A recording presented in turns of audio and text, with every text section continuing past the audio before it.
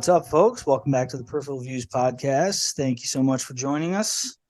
It's another episode. I'm your host, Jake. Erroll is back with me tonight. Erroll, what's going on tonight? New pod, what's up? New pod, nothing much. We're back. We got another ranking show. This one's going to be a little bit funky the way we're going to kind of do it. Um, ranking show. This is the Peripheral Views podcast. This is our third in that installment of ranking shows. We're going to use it kind of as a touchstone opportunity to discuss a big UFC card coming up. As previously mentioned in previous episodes of the podcast, we've done a couple of episodes that kind of pertain to the world of combat sports. We're going to stay in that world today, but we're also going to kind of reach out a little bit into a few other sports domains. Specifically, we are doing our top 5 Madison Square Garden sports moments. So that's going to reach into a couple of different sports, I believe. I mean, you got your combat sports. You probably got you got some Olympic stuff, probably maybe some Olympic trials that have been held there. I'm not really sure if those will reach the top 5, but you've also obviously got the big ones for Madison Square Garden. You got your NHL, you got your NBA, you got your college basketball. You got plenty to work with there, plus the combat sports stuff that's gone down at that historic venue. So that's what we'll be getting into today. But before we do the ranking, we're going to kind of flip things around. We'll be hitting that on the back end of the pod. We're going to start things off and talk about a little bit about the world of UFC. We're going to kind of recap the last few. It's been a while since we talked about it, a couple months. So we're going to just kind of recap and fill in what's gone down in the sport in the past few months. And we will kind of let that lead us into the big UFC card coming this weekend at Madison Square Garden, UFC 295. So before we get into that, let's do a little housekeeping. It's the same spots to find us. You know where they're at. X/Twitter at Peripheral V123. We are on YouTube. Just throw us in the search bar, Peripheral Views Podcast. Easy to find. And please subscribe. That'd be super dope. SoundCloud.com/Peripheral Views 123. Everything up on that page can be streaming. All our content is up there for streaming. We're on Apple Podcasts and Spotify. If you hit us on Apple Podcasts, please leave us a rating, review, and a nice subscription would be dope for our analytics. Another one, the big one obviously is our webpage, peripheralviewspodcast.com. All of our stuff's up there, except for we're not really posting rankings up there, but all the content is there, all the goods, all the audio goods that you're looking for. You can stream any episode that we do. It's always up on the website. Anything from the podcast is up there.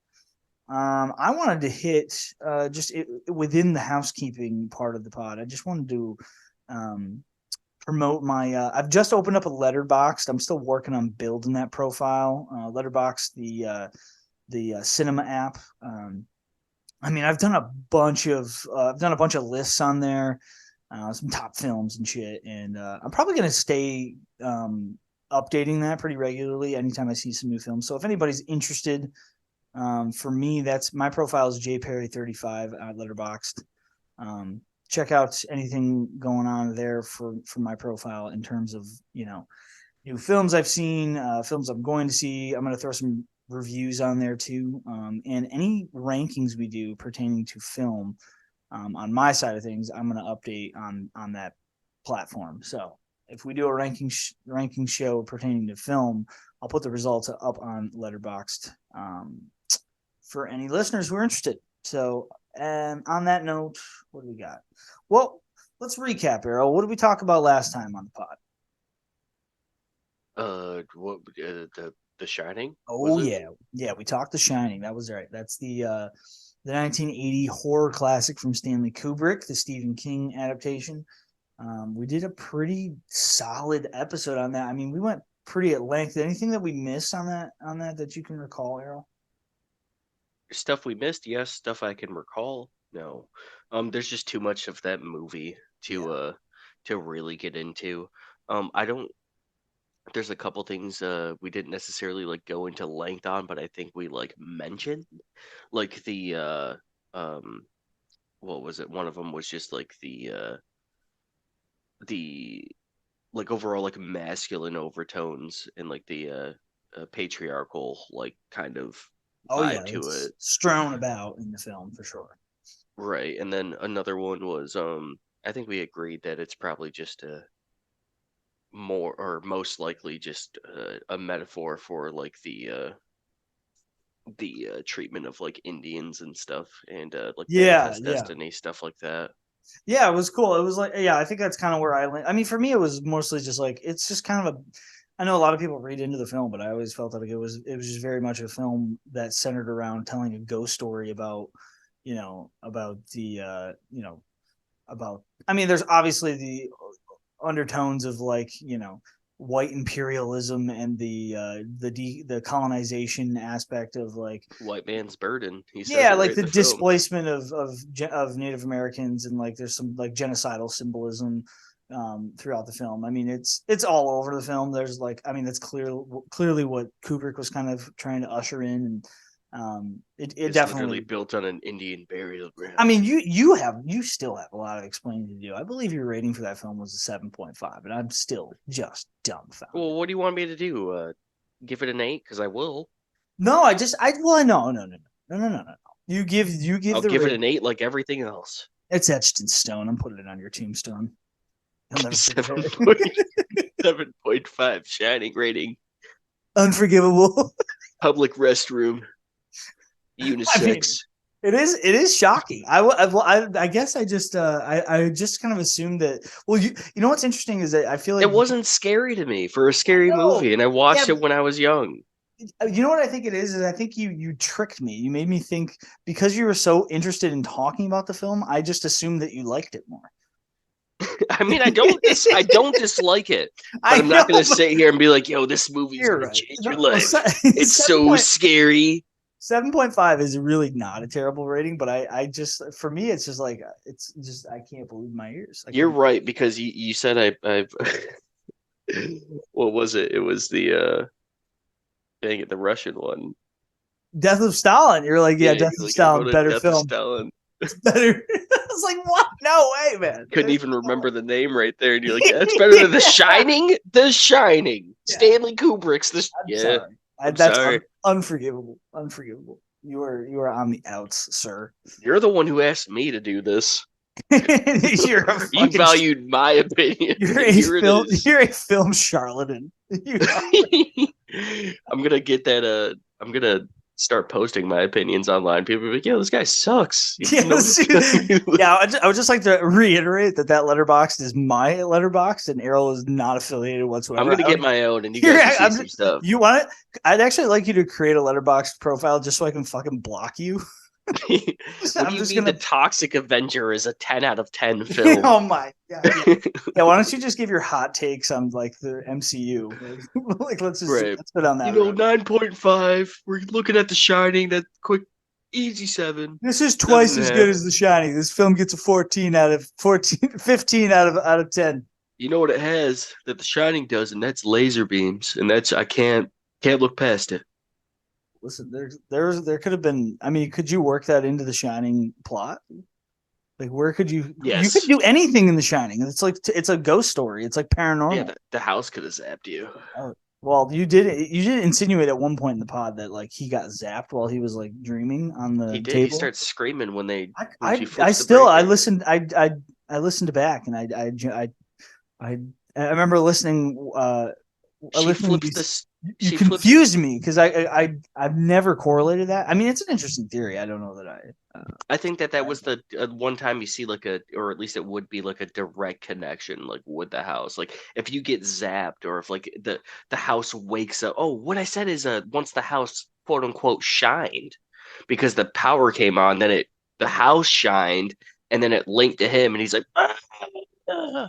And Oh, he's like, I maybe had the yeah. worst dream. It's like the one of the first time. Yeah, there's like the interaction between like the caretakers in the home. I could see that. I mean, it's an interesting theory, but you're gonna have to live that 7.5 down because that's on the website. It's official. Okay, Dang it! I'm might as well sorry. be a I'm 10. sorry, actual cinephiles.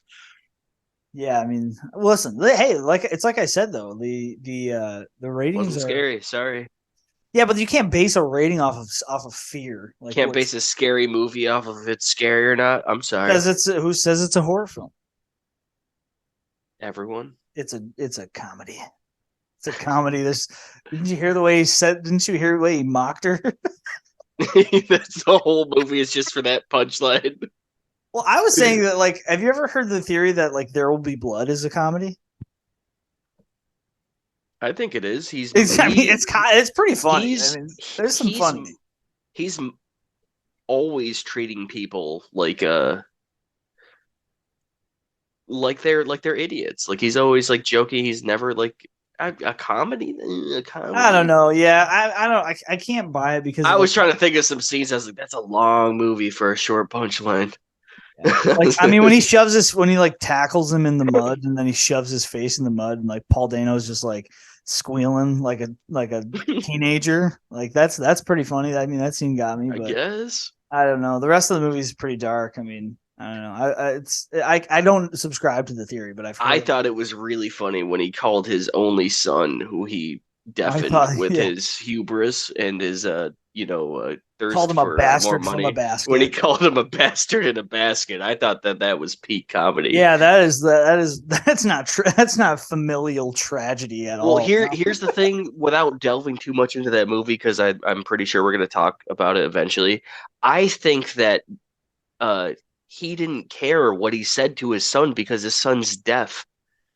It was like the easiest thing to say anytime. He could read lips, yeah, but like the whole time he's like, oh, like But he he had the like called translator with him. right exact, but it didn't matter. You could say that to your son and be disingenuous because he literally is deaf. Like if there's a way to like, you know what I mean, disassociate it in your head, it's gonna be if the dude literally can't hear what you're saying. Tell your little dog, woof, woof, woof, woof, woof. Right. And then he tells him, he's like, stop fucking like looking at him or whatever. And then he tells him to talk. Yeah. It's like well, we'll get into that film. There's so much to The unpack. bastard in a basket. Yeah. If anybody wants to check out my list from the on the letterbox, I do have a list of we should just do that sometime the year 2007 because I think it's like it might The be the best movies greatest. ever. It's like Yeah. the greatest year ever. I mean, you've got like Superbad, Hot Fuzz, Zodiac, There Will Be Blood, No Country for Old Men, Juno. Like, I mean, I have all, like, I don't have all of them, but I have like my top 10 is on Letterbox, and I guess I had to refrain from doing too many of those lists because I do want to save them for the pod, and like I don't want to reveal them publicly. Not that anyone's paying attention in the first place, but like Would you say 2007 is the high watermark of the century? of this century. Yeah, Yeah, and so far. I actually think this year is making a push. It's not gonna compete with It's 07. also right after the writer's block too, so I guarantee Well, next they're still year and the year technically after on that it's strike, going to I be. think. No, I thought it was resolved. I thought they were. Not legally. I think that like there's an agreement in place. I don't really Yeah, follow yeah. it I as thought closely as that's you what I'm should. saying. I thought they were in speaks. No, but I Because don't think they can. I don't think every. I mean, most of the writers are back to work, but not all of them. I think there's still like a guild out there that's still like the holding good out. ones. Probably, yeah. I mean, it's a very good year for film. I mean, I'm still waiting on you to see Killers of the Flower Moon, as with the rest of our thousands of listeners. Oh my god, I almost totally forgot. I'm sure you did. I I've mean, had a busy week. it's fine. It's fine. We'll get to it. We'll get to it one day. I mean, it's going to be out in digital at some point. We will, folks who were anticipating a Killers of the Flower Moon reaction show. It's my fault.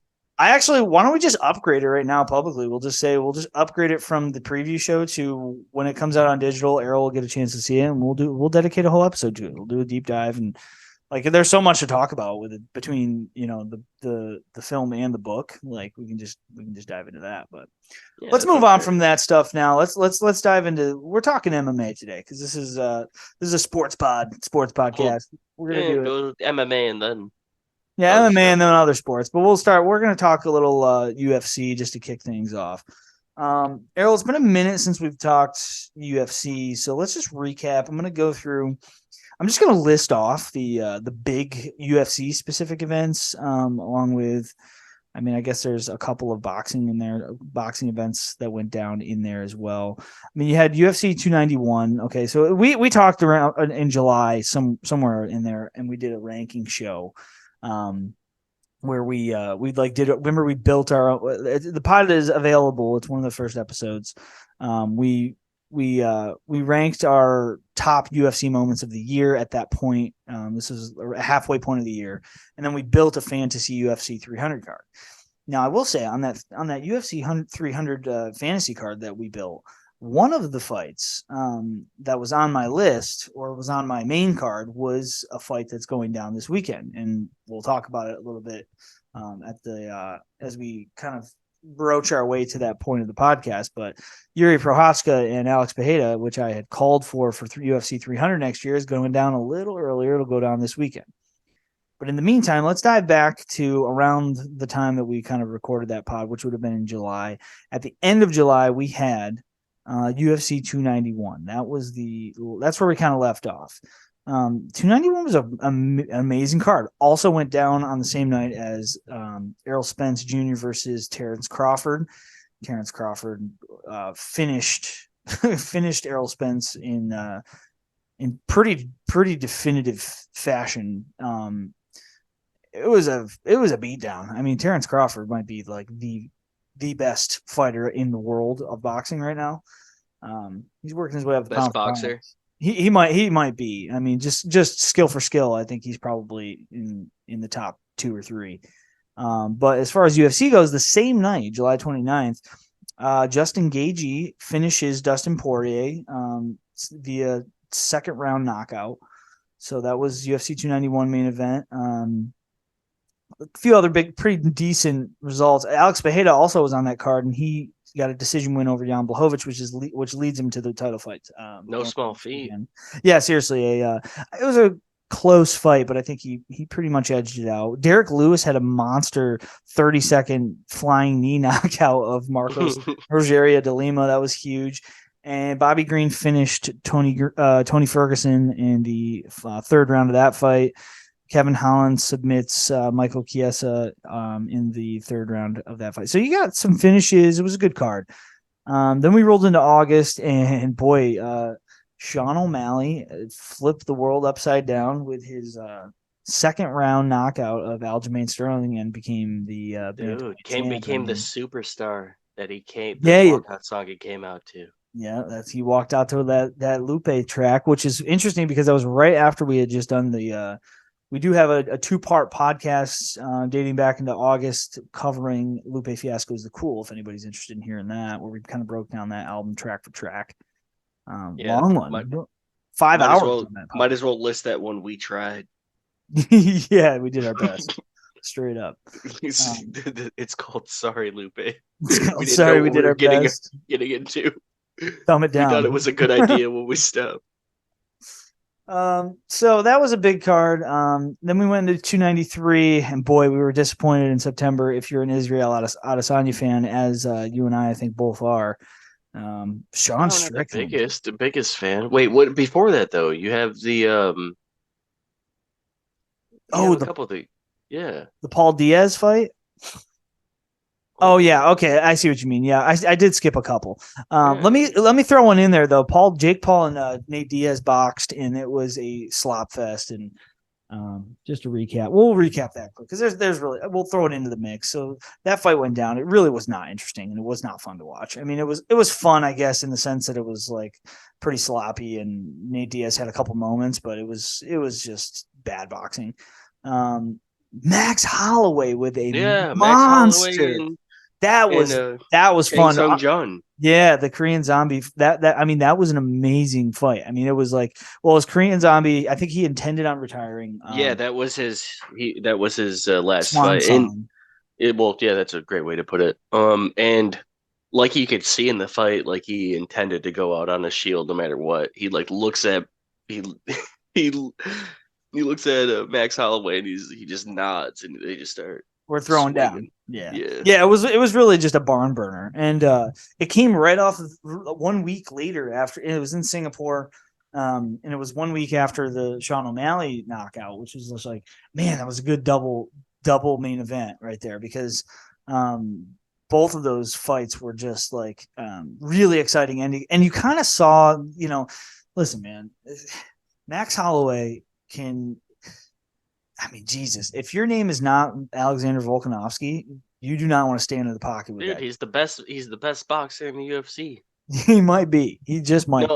I've never said that highlight. He's talking to Calvin Kattar, yeah. Yeah, like just Well, he's talking to the talking to sideline. DC. Yeah, no, he's Right, talking he's to talking. DC. He's talking to DC, like talking to the commentators, and he's like, "I'm the best boxer in the UFC." And then the guy's punching him, and he's dodging him, and then he Yeah, hits him as he's looking at him. He's like, "I'm the best boxer." he's He's like, "You slipping guys right don't hand. understand." He's like, "I'm the best boxer in the UFC." Yeah, man, that's like he's like 1A or 1B of like my favorite fighters. I mean, he is just, and it was so cool to see him get. I mean, he's gotten 2 wins. Listen, I mean, this dude, it was tough to watch last summer. I mean, Volkanovski beat the brakes off him in that third fight. Oh, okay. Who's he not going to beat the brakes off of? Like literally a 1%. Yeah, but no, Not even in the that was the world. third time they fought though. Remember, they had 2 other fights, and Holloway arguably won the second fight. I actually think the first fight was a clean victory for Volkanovski. Watching it live, I did not think Volk won. I thought Max won, but I was a little biased. I'm a big Max fan. Me And in too. I'm a, hindsight, I'm a fan from anyone from the Big Island. That's yeah, they can scrap. yeah, straight up. Yep. And their second fight, I still to this day, I've rewatched that fight a couple times. It's a lot closer than I remember because once again, probably biased, but you thought going into the third fight, I was like, okay, Max maybe figured him out because he dropped Volk a couple of times in that fight, and it was a good fight, but I thought he won. But going into the third fight, Volkanovski just put it to him and just gave him one of the worst beatings I've ever seen Max take. And Probably Max that's the thing too. Like I said it before, but that is no small feat either. well, To he's embarrass. got just an iron chin. I mean, the man can take some punishment, which you got to imagine is probably one day going to catch up with him. Hopefully not anytime soon, but I mean, he's still young. Can you believe this guy? This dude is 32. What? No, he's 31. How is that This even dude was possible? graduated. He would have been in the He's same my class age. as me, just Yeah, beating straight up. my He's ass, no questions. oh, easy. Yeah, I mean, well, I always throw the stat around. So like, okay, if you could delete one fight out of time, the Dennis Bermudez fight from UFC 160, yeah, well, UFC 160. This is back in 2013. If you remove that loss from Max's record, discounting that, which is a little bit, I'm playing a little bit of games here, but like, let's just dismiss that loss as though We'll it doesn't entertain you for a exist. bit. Yeah, just for the thought exercise. If you removed that from his record, this man, Max Holloway, would have only lost to 3 people in his 32 fight career. He would have lost to Volkanovski 3 times, Dustin Poirier twice, and Conor McGregor once. Yeah, like the 3 toughest people ever. Yeah, I know, right? Like that's like, not what do you mean you didn't beat that? Okay, like that's right. reasonable. And don't forget, he's also got two TKO victories over Jose Aldo, prime Jose Aldo too. So Yeah, like, this dude's a fucking legend, man. And I don't mind talking about absolutely. Max Holloway a little bit. And I don't know what you do with him at this point because like you can't Volkanovski. We'll get into some of the fight announcements. But Volkanovski is still the 145 champ. So like, I don't really know what you do with a guy like Max in this I'll tell you situation. what you do. You put him in the Hall of Fame. Yeah, but he's got to fight. No, I'm saying who's he fight? Who's he fighting? Like right now, Yeah, I mean he's probably itching. He's probably going to want because to fight. that's the right too. He's too good to be a gatekeeper. He's not. Well, they tried to do that, right? So they gave him on every time they give him somebody to be a gatekeeper for, he beats them. Right, He he's beat gonna Calvin dog walk Kattar. him. They were trying to prop up Calvin Kattar. He beats the shit out of him in one of the biggest. I mean, probably the biggest. Statistically, it is the single biggest like beatdown any UFC fighter's ever taken. Is what he did to And Calvin imagine Kattar. that they're like, "Yo, we're gonna see if you have the stuff." Max Holloway. I'd be I like, "What do guess you he did. mean?" Yeah. Then he had a war with Yair Rodriguez, and he won the fight, but he definitely was tested.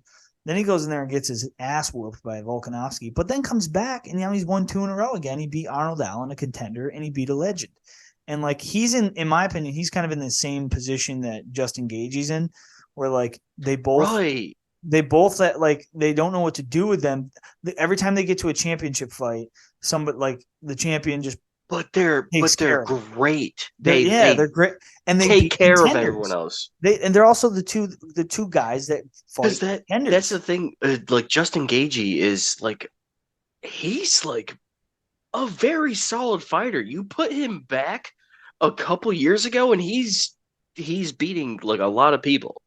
I mean, he still Or at is least he's though. top tier. Well, that's what I'm saying. But like if you Yeah. put someone like Justin Gaethje back to like early like 2002 or something, like he's like the Oh yeah, greatest I see person what to you ever mean. fight. Yeah, I mean, Yeah, his skill set is second to none. I mean, well, until he gets second to the to championship, some, not even I a handful. we'll play a little bit of matchmaking, but let's move ahead. I want to move through these this recap first. So like, Yeah.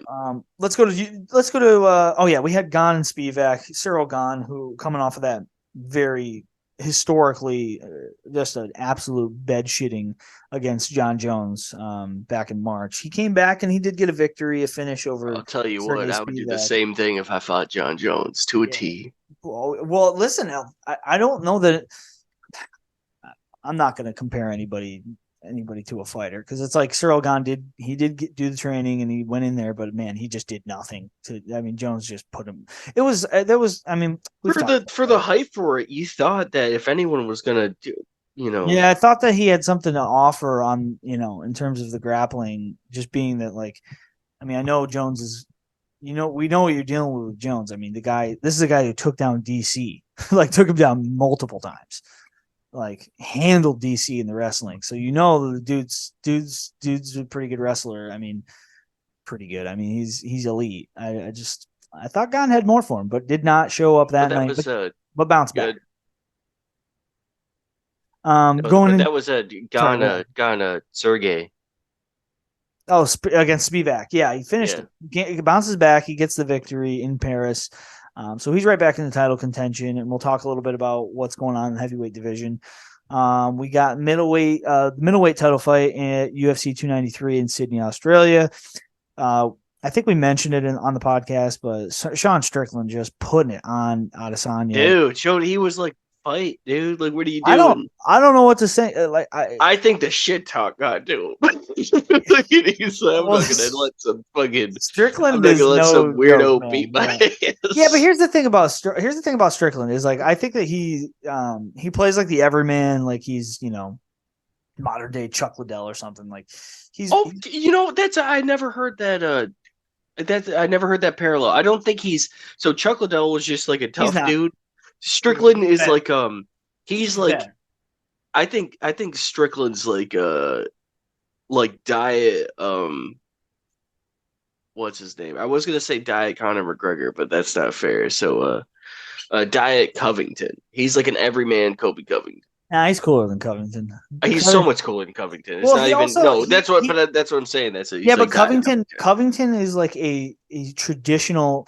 There's nobody like Strickland. He's awkward as shit, and Izzy said this. Like he's awkward as shit to fight. Like he's like Bobby No, Green I meant as far as like his like persona. personality. Yeah, Yeah. no, I see that, but I just mean the way that what he brings to the octagon is just a lot different. Like Covington is a fucking wrestler, and he's an MMA artist, whereas like, dude, Sean Strickland has like I think this dude just wants to fucking spar. Like and he gets you in a title fight and makes you spar with him where he's like this is just what he does because he just kind of sits back in his Philly shell and he just pops the jab out 1-2 1-2 1 it's just it was an unbelievable performance in the night of his life for sure and I honestly don't know. I think that Izzy got rocked in that first round and almost got finished and I don't think he ever recovered. I He mean, just had to sit on his, rest on his laurels. yeah, and then so we'll talk about the middleweight division a little bit. We got He's some taking a updates on break that. after that fight. Yeah, it sounds like Adesanya's gonna be. He needs to. I mean, dude has fought like, I guess. bro. He fought every like 5 months, basically. I mean, he has more title fights than most fighters. He has more title fights. I heard a stat today. This is kind of crazy. The last time a middleweight unification, full undisputed title fight took place without Adesanya involved was fucking GSB versus Michael Bisping. Damn, and that That's a long almost time made my ago. list. That almost made my list on the MSG. We'll talk about that. Yeah, no, that's in the honorable mentions part of that list. Okay, because I We'll almost talk had a what little was bit it about UFC that. Yeah. 217, I think. 217. Yeah, that was a Yeah, GSP's that return. almost made my top five because GSP is the goat. Yeah, for real. Yeah, yeah. Moving ahead, we had Mexican Independence Day. Alexa Grasso and Shevchenko, they fought to a draw, which was fucking insane. There was a crazy ass scorecard on that just didn't make any sense. And then jumping a little bit further ahead, so that those two are going to fight again. We kind of know what's going on with that. And then we jump ahead to 294, which was this just a couple weeks ago. And man, that was a tough night at the. If you're a fan of guys taking short notice fights, I get it. It makes the cards exciting, like because it's just like, oh shit, what's gonna go down here? Like, you know, can this guy pull off the upset? It's very, and it's a badass thing to do.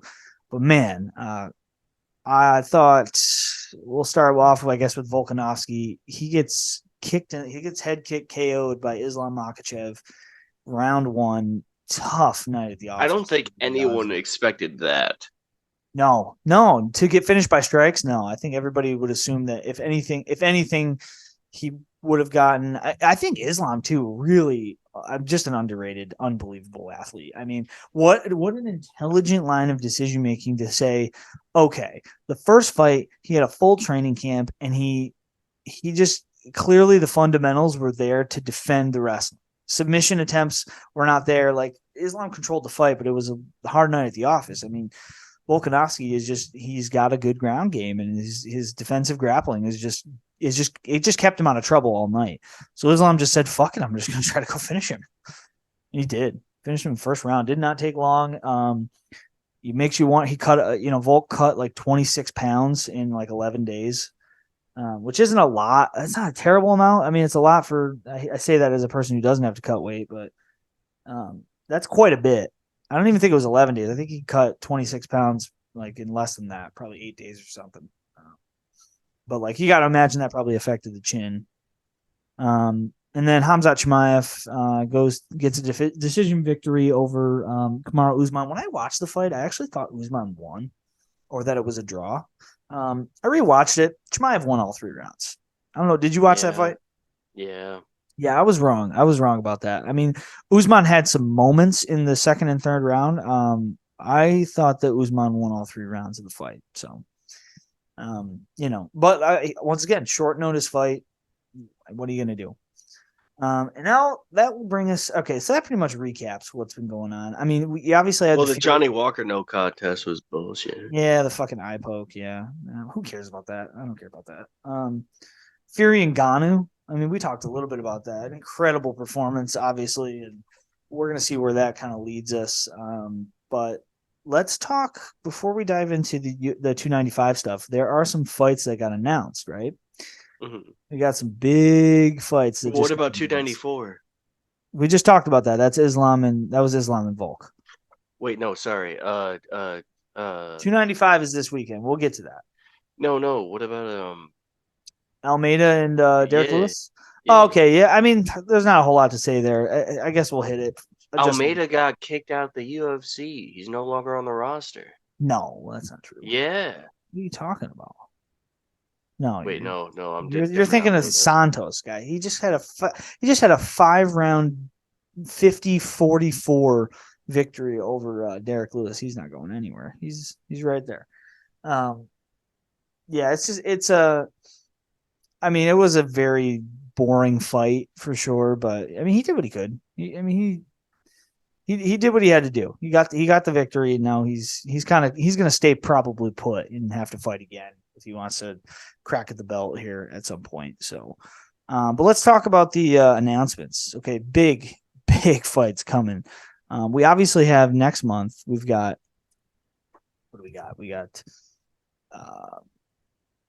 296 UFC 296 in December. That's going down in Vegas.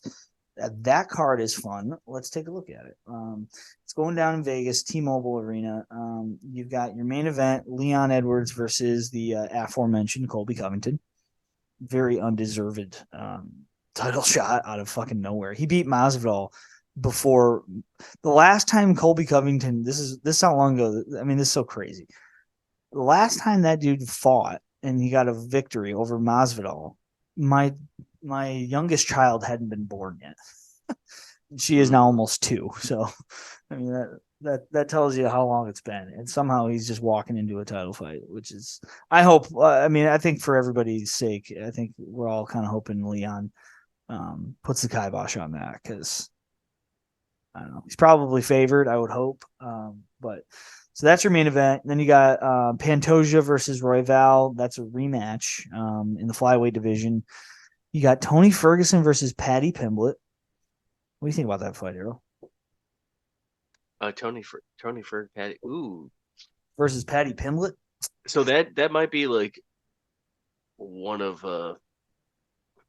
that's I really like that fight. I like both of those people. Well, I think Patty's a little. I mean, I don't know, man. He got tested in the last fight. I think there's I questions think I about where think he's Fergie at. Ferg's got him. Well, did you see Tony Ferguson was training with David Goggins? Mm-mm. That's trouble. He's training with Goggins. Who knows? I mean, I don't know. Tony's lost like 7 in a row. Right. A few of those by brutal finish.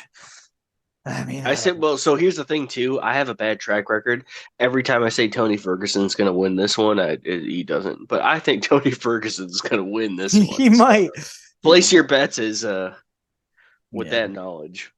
Well, I'll say this: the next 2 fights are, in my opinion, other than the main event, the next 2 fights I'm going to list here are easily the most intriguing.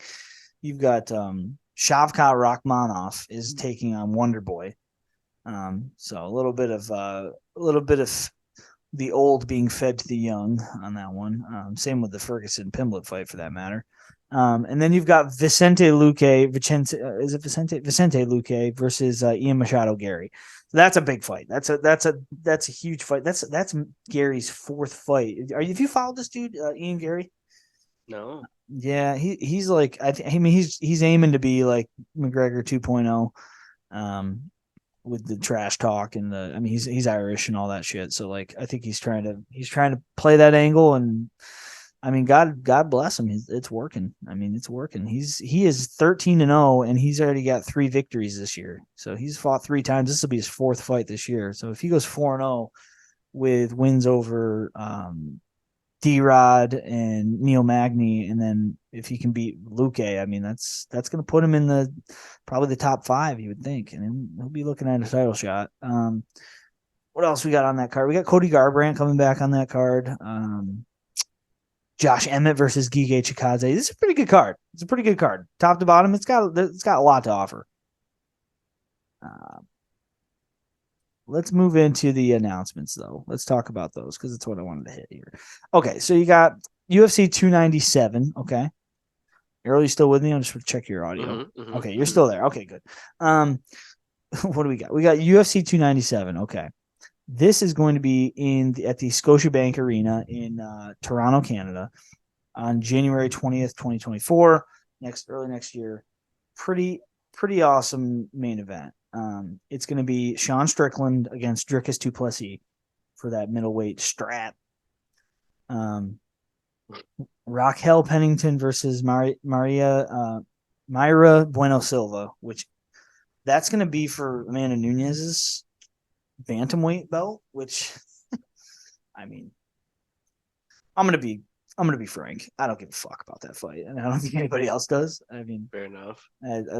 I'm sorry. I know, like, I respect women's fighting, like, and there are women fighters that I would prefer to see over some male fighters, or many. But that is not one of them. That is not one of the matchups that like really tickles my fancy. I'm just like not really all that interested to see what happens there because I just don't care, and I don't think anybody else does either, unfortunately for them. But anyways, we'll move into the next big one, 298. Okay, so this is where things get interesting. Okay, UFC 298 is going to be, I don't think they have a location set, but that's going to be February 17th in 2024, a month later. And we got Volkanovski is coming back, and he's going to fight Ilia Topuria for the featherweight. He's going back down to featherweight, right? Mm-hmm. Now, I got a question for you. Do you think this is too soon for Volk? February. Yes. So you're talking about he got viciously KO'd in October. Yeah. So yes, but he's going down in weight. Yeah, but he's down from the previous fight. I mean, featherweight is that's where he usually fights, right? So it's not right. So used it's to not that weight class. right. But I mean, so you know there's going I to be a do think cut. it's too soon, but I think he wants to fight, man. He said that last time too. He said feed me. He said, give me another fight. I didn't like that dialogue. I thought that was bad, man. Like that's not a good thing to hear I from a thought it was good. fighter. That's a fight. That's a great thing to hear from a fighter. He wants to No, fight. no, man, because that's what made him make a poor choice. I don't think he should have been in there against Islam. That was a bad call. It was a bad call. It's like you're No, taking but that's the thing. It's a gamble. Like, granted, it was a bad call because you need to against someone of that caliber. You should like train against them specifically and have like a full game training plan. camp. So like maybe he should have waited for that specific fight, but he wants to fight. What's he gonna do? Not take any fights? He just fought Just take more arguably time off. I think he should be arguably aiming. fought the baddest dude at that weight class. Though he can go down and fight. I don't know. I mean, you got. I'd like to see. It was the baddest dude at that weight class. I understand, but like you get viciously KO'd like that, you have to. What's It's what's concussion protocol? well. I mean, Or he's gonna meet all the protocols. I'm not saying he's not doing anything. no, I'm not saying like technically, but I'm saying like what would you? It takes like a week to No, come it's longer back. than that. It's longer than that. He probably got Really? suspended. He probably got a 90-day suspension from any physical training. Like, which For those guys, I guarantee you, for a concussion?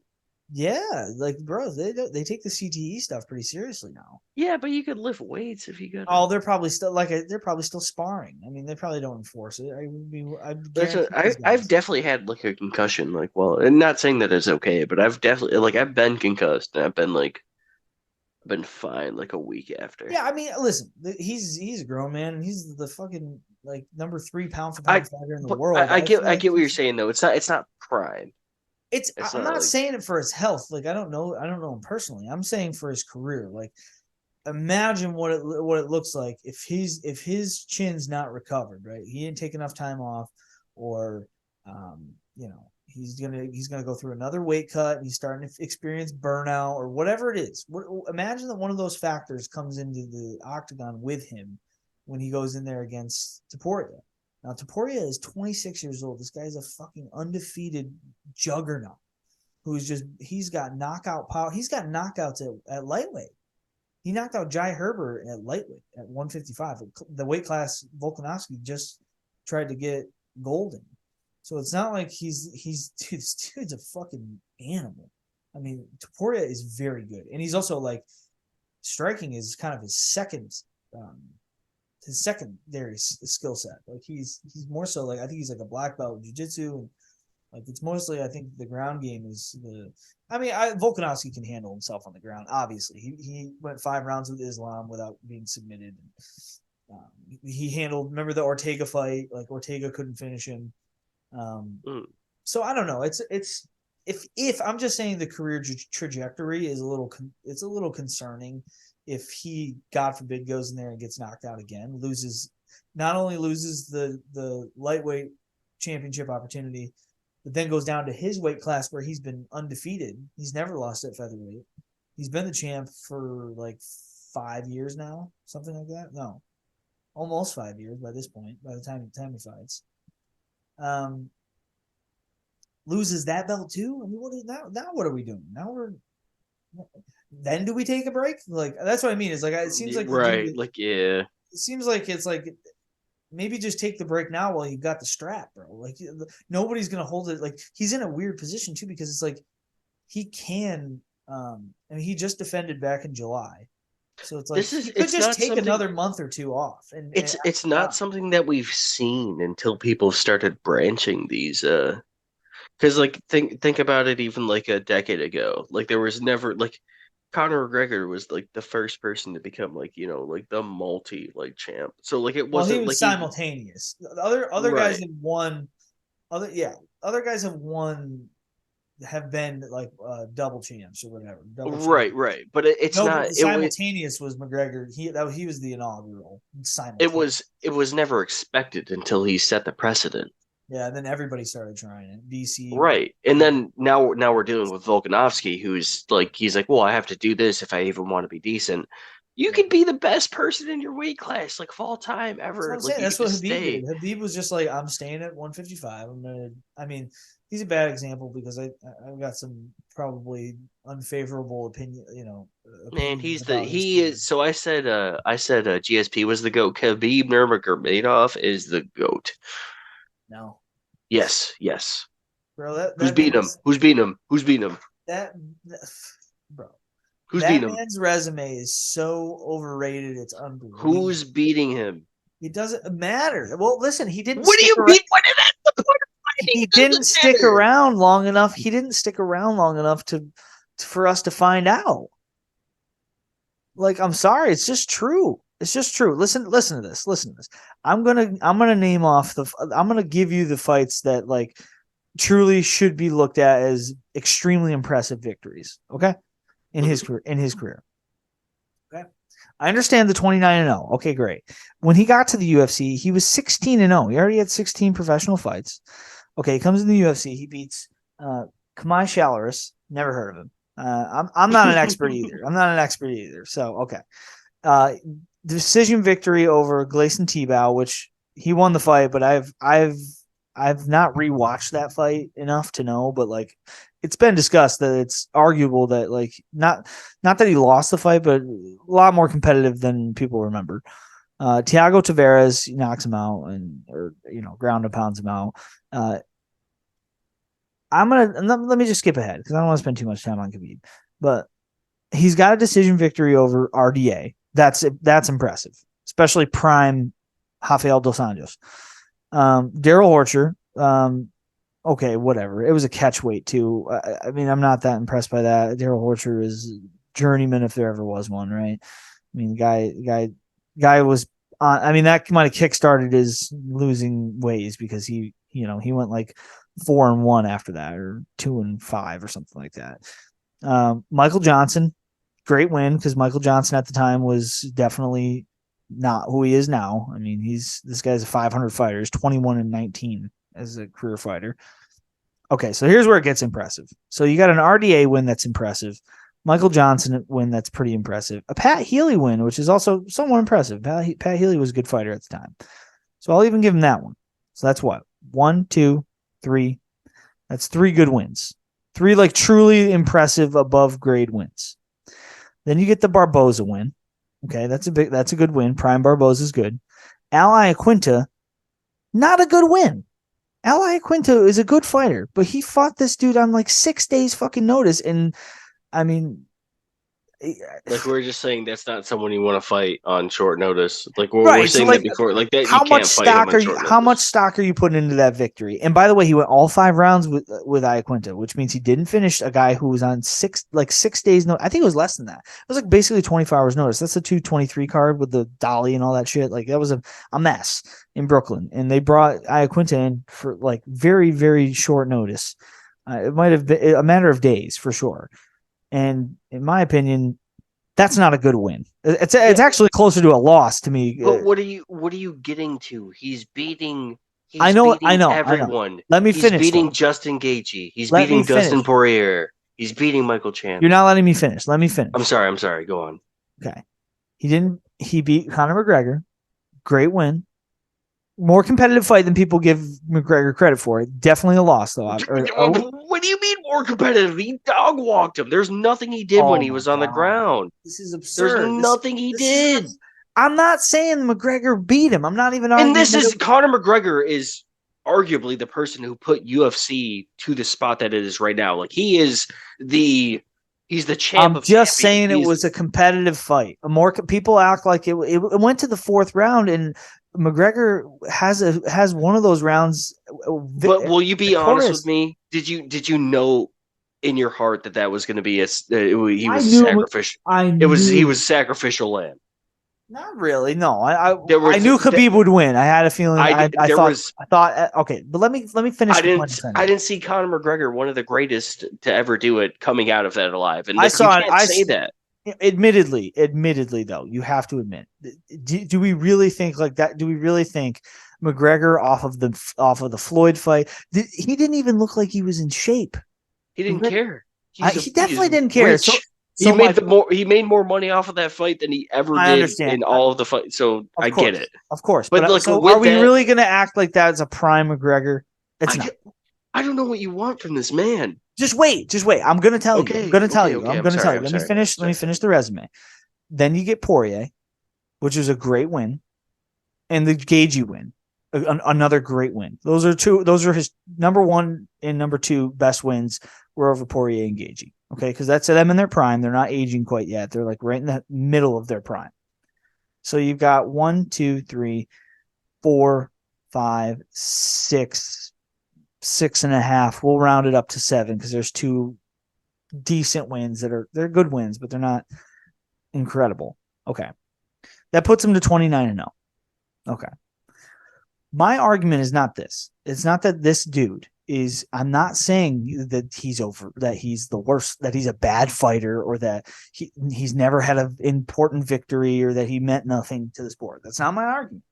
My argument is that his resume, if you've only got 7, and if you're real, I mean, you can even give him 8 good wins, bro. John Jones has 14 title fight Yeah, victories. John Jones held that shit Stop down. this Yeah, talk. he held that Stop shit this down. talk. This Okay, talk yeah, about no, Khabib has to stop. He is not. I understand the dominance. I get it. But like, this dude has 3 title defenses, and he won the belt off of a 6-day notice. Ally Quinton, not his fault. Understood, not his fault. But John Jones has 14 title fight victories, 15 now actually with the Gane win. And by the way, 2 divisions now, 2 fucking divisions that's across. the thing. So just that's the thing stop. that would cement Khabib's greatness is if he went multiple divisions. But it still wouldn't hold a. I mean, one victory wouldn't have He been would have to. even He would have to. remotely enough. But that no, not one victory, not one victory. But I He mean, would it have would to be have like won another title 3 defense. or 4. Okay, he's not okay. Okay, we could easily say John Jones is the best person to ever grace the octagon. That's fair. Bro, That is I'm gonna tell you Anderson Silva's resume leading up to the Chris Weidman fight. If I'm not saying if you include the whole resume, obviously Anderson Silva aged and fell off. don't And take that away from Chris. no, I'm not. I'm taking away from Khabib. I'm saying that if you have Anderson Silva, just take the resume he had leading up to the Chris Weidman fight. Just take that, but like if he had retired right before Yeah, fighting Chris because Weidman, he could that have. career is better. That career alone is better than Habib. Because you're talking, let's see, you've got, I mean, give me a break here. You've got, he wins the UFC middleweight championship. So 1, 2, 3, 4, 5, 6, 7, 8, 9, 10, 11, 11, 11, and that's not including, there were like 1, 2, there's 11 defenses in there, 11 title fight wins, and then 3 other ones that were non-title fights because of weight misses, or either weight misses or like a positive test or something. So you're talking like borderline 10. What is that? That's like 15 title fight wins before he runs into Weidman. That's just the title fights.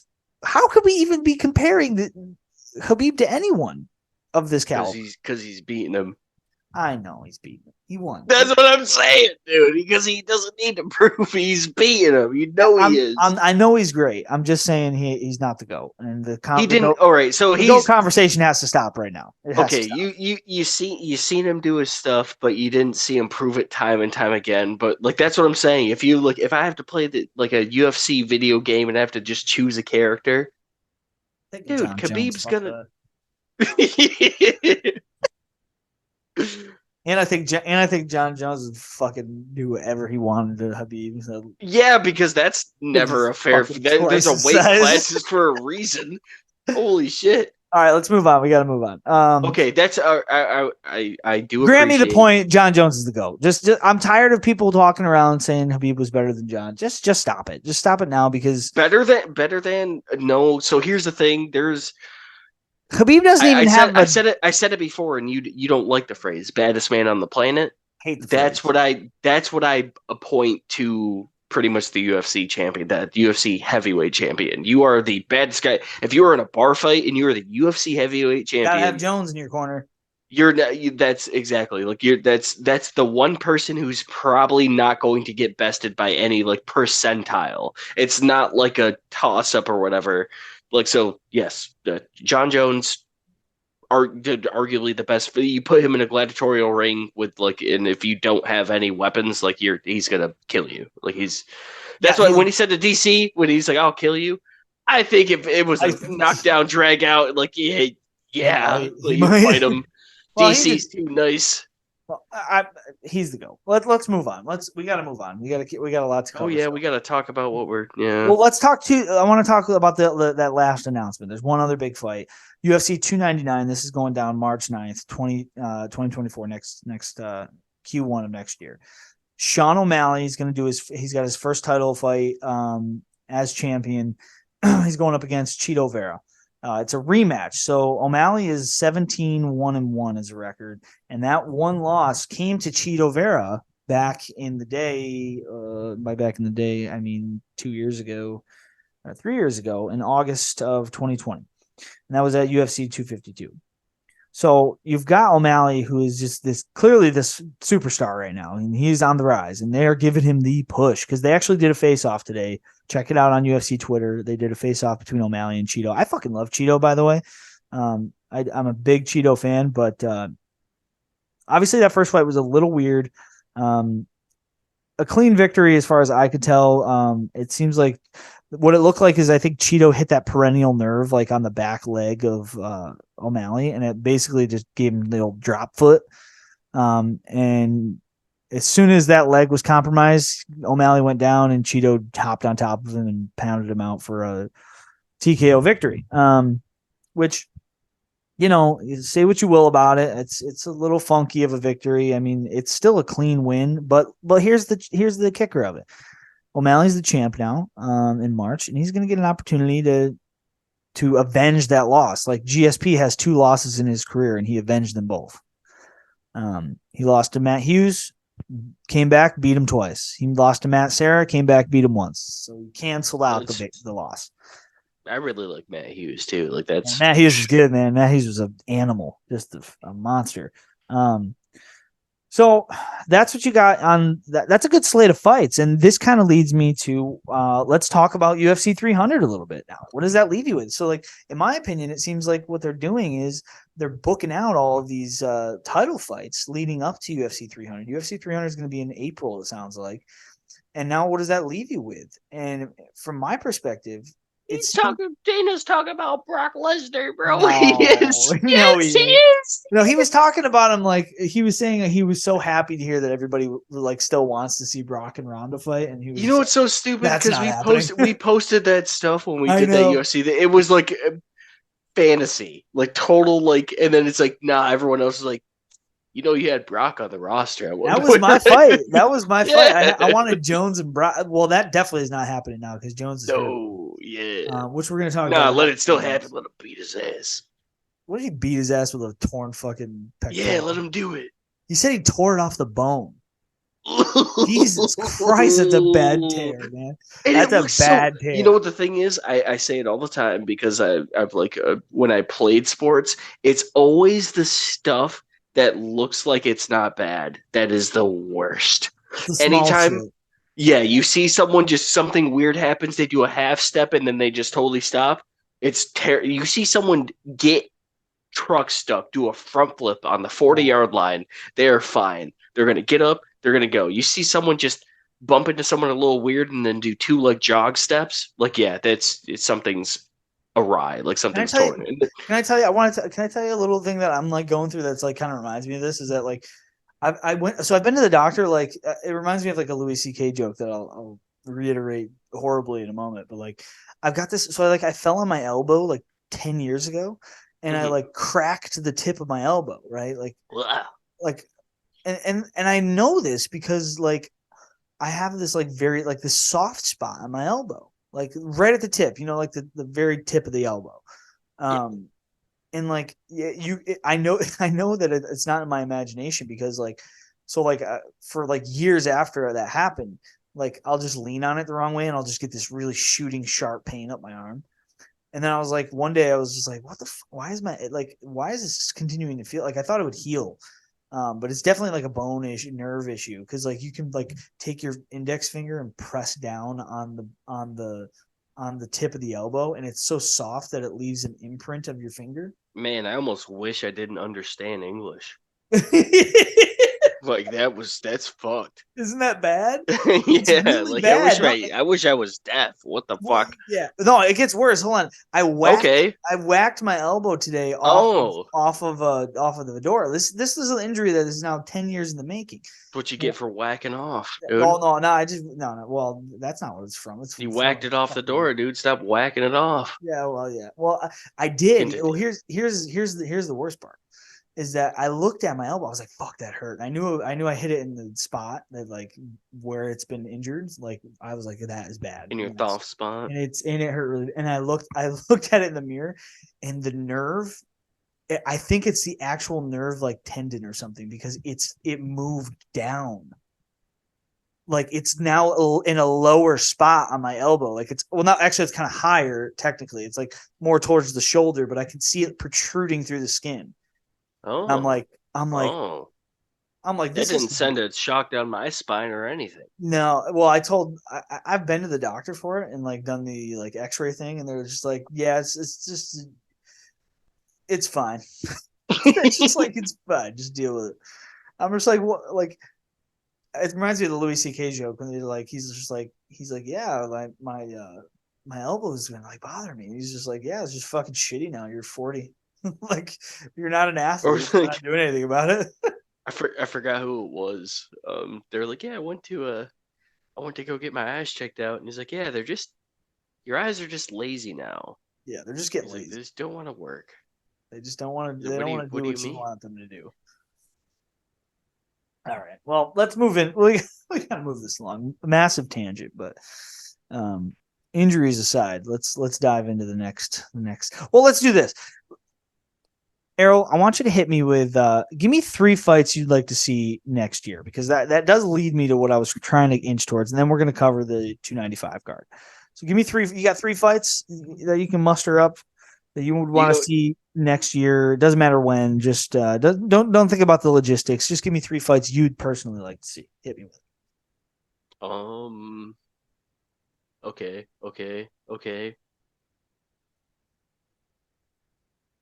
I would like to see of okay, bear with me for a second. Uh, It doesn't matter when. It doesn't matter when. It doesn't matter weight class. Just what's sticking out to you? How about this? You want me to go with mine? well, yeah, I was gonna say go with yours. Let me start with mine. We'll start with mine. That's and you work on filling yours out because like Mhm. what I had in mind was so that I was just as I was just saying a few moments ago. They got all these title fights booked, right? And so the UFC has like this policy, right, where like they, you know, they've got McGregor in the wings, right, and they seem like they want to book him, and it seems like they want to book him against Michael Chandler, at UFC 300. It seems like that's the direction they're going, and Mhm. it feels like they've been like circling that for a while, and 300 is coming up, and but here's the problem with that is if you're gonna load up UFC 300 and you put McGregor on the top of the bill, you can't use any title fights because like their policy, I guess, is that like they don't they don't want to put title fights on McGregor cards because This um overshadows him. well no it's not that no it's really not that it's actually money wise like they have to pay the champions pay-per-view points and Mhm. McGregor's pulling in the biggest pay-per-view numbers so that's a bigger chunk of the pie they got to Oh, dish out right and they don't want to do that yeah, I so don't care like about that, bro. I don't care about the fucking. I want to see fights. I want to see a nice ass fight night. that's me too like but here's what I'm thinking and this is a way they could get away with this so if they were willing to do that if they were willing to put a title fight because that's the other policy they seem to have is that like McGregor is the headline no matter what, but he's not a champion, and you can't. They always they never put champions underneath. I mean, I guess they could make an exception, but I was saying they don't actually have to in this case scenario. You know why? Hmm. Here's the number one fight that I think that they should make for UFC 300. And I'm sorry to Michael Chandler. I'm sorry, but I've got a consolation prize for him, so he can just hang tight. I'm gonna actually hit you with two. I think what they should do is you can make a bunch of title fights. So you can let a couple of these title fights play out, and you can make like one or two. Like let's say Dricus Duplessis wins the middleweight strap. You stick him in there with Izzy for the middleweight or something like that. You know, just a generic. It doesn't have to be generic, but like a good title fight in there. I think you could do that. You get a title fight. You get, and you could put it underneath the McGregor fight. But the only way you could do that is to put McGregor in a title fight. And there's only one way you can put Makachev. no. No, you can't do that. You can't do that because that's just like well, first of all, it's a shit show because like everybody's going to be pissed because McGregor hasn't earned it. He hasn't won a fight in too long. Like, no way. They're not going to do that. And it'd also be probably a bloodbath. I think Makachev would probably just. I mean, that's just not. No, it's just not. They're not going to do that. They're McGregor's not at that place, and as big a star as he is, they just. I don't think they're going to do that. So here's how you get away with it. And you could put Makachev on this card, right? You could put him under McGregor, but the only way you would never do that unless McGregor's fighting for a belt, because you can't put McGregor in a non-title fight to main event and then put a bunch of title fights under it because you diminish the value of the championships, right? Wouldn't want to do that. That's not fair. So hear me out. This is how you can do this. McGregor in a main event title fight, not for the light heavyweight, not for the lightweight championship, not for the featherweight championship, not for the welterweight championship. You put Conor McGregor across the octagon from Justin Gaethje for the BMF belt as your main event for UFC 300.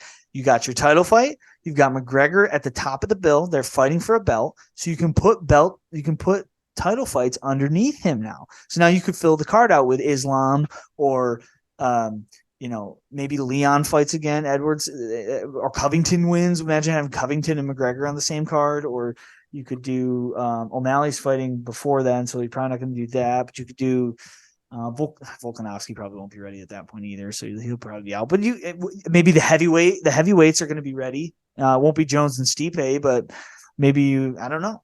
You could get creative though, as long as and you immediately have McGregor at the top of the bill.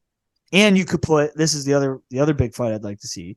You could put Poirier and Chandler in a rematch, so that way Chandler's not left high and dry. Because Chandler, I would like to see that fight. Yeah, I'd like to see that. That first fight was really good. That was good. MSG. Yeah. It was a close ass fight, and Poirier got the win. But you put them in a rematch because Chandler's been waiting. You give him a big fat payday to hurt his, he's been waiting for the McGregor fight, waiting. And you want to see him get that McGregor fight. But let me tell you, McGregor versus Justin Gaethje is a fucking great fight. That's a fucking barn burner. That is a great fight. And you put it for the BMF belt. McGregor wins the BMF belt. If he could win that fight, if it was at 155 and you could get him to win that belt, you could justify him going right into a title fight with Makhachev next. Which is what they want, right? They just want the Khabib. Yeah. They want that Khabib rub. Like they want to make it seem. Yeah, they want to be like, and I think Conor wants that too. Yeah, I mean it's a huge payday, and I think if he got a win over Islam, I mean that would be just like what a mess and a crazy fucking event that would be. But like if he got a win over Islam and won the lightweight belt back, which is just so unlikely. But if he did, he probably would feel like he avenged the Khabib loss, even though that's not. I would feel that way. It would never happen. He would not win that fight. No, you don't think so? Never. No, I think Islam's better than Khabib. Yeah, I just do. I think he might be there to prove it too. His striking is 5 times. His striking, that's what his striking is way better. He can striking is he can stand up, but he can. Better. But he's so great on the ground. So did you come up with any other? You got any other fights that come to mind while I was ranting and raving about that? No, nothing too crazy, dude. I want to see Grasso Wile. Oh, okay. Zhang Weili versus. Oh, so you want Weili coming up to 125 or down? Oh, or Grasso going to 115. Okay. No. Or Wile going down to flyweight. She can go up or down, or Grasso can go up or down. Well, I'd like to see Whaley is Grasso. the I'd like to 115 see. champ. She's the 115 champ. There's no atom weight in UFC though, so there's no 105. No, She's there's one. fly. She's Oh flyweight is yeah, no, no. 125. Yeah, no, no. I'm sorry. Yeah, no. I'd like to see. Do I want to see her come up or go down? I want to see Wiley go down. Yeah. It's hard though. It's hard to cut weight as a girl, so that's not fair. Yeah, I mean that would be a nice. It'd be nice to see. Well, Grasso's gonna fight Shevchenko. I mean that's what's coming. Um, Yeah. but all right, let's take a short break, and then after this break, when we come back, we're gonna talk UFC 295. We're gonna Oh dive. yeah, I was gonna say I want to see Brock Lesnar versus Stipe Miocic. Oh my god, wouldn't that be fucking? Why Can you not? imagine? I was just thinking like, um, no, I won't. I don't want to hijack somebody else's idea, so I'll save it. No, All I'm right, we'll just be right. saying. Well, I was thinking they should do a mystery main event. Like I heard this on a podcast on Erroll's show. They were talking about like they should do that for UFC 300. They'd never do it because they're obviously too worried about like, you know. Turnout. Well, yeah, it's hard to get people to commit if they commit to purchase the pay-per-view slash Right, purchase you pay all tickets to an that and then event. you You don't get even know let who it down. is. Yeah. But no, almost the allure of like, I wonder who it is. Like, I think Yeah. more people would tune in. I think if you did that for like a fight night, maybe not a pay per view, you would get like I mean, maybe you could do. I don't know. You could do a discount pay per view for it, and then I don't know, just see, Right. as a trial run. I don't know, just a thought. But let's take our break. When we come back, we're talking 295. So hang back, hang tight, and we'll be right back.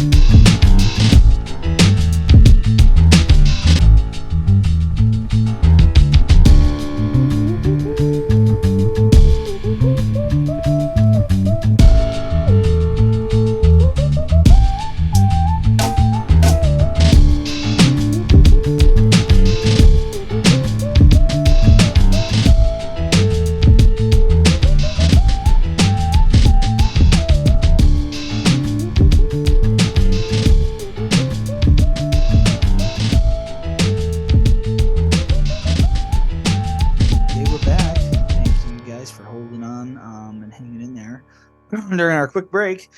Well, we've talked to death about the state of the UFC. We've talked about what's coming up. Let's talk about what's really coming up this week at Madison Square Garden. Big time UFC event. They are back in New York City, back at MSG, the Mecca, as they call it.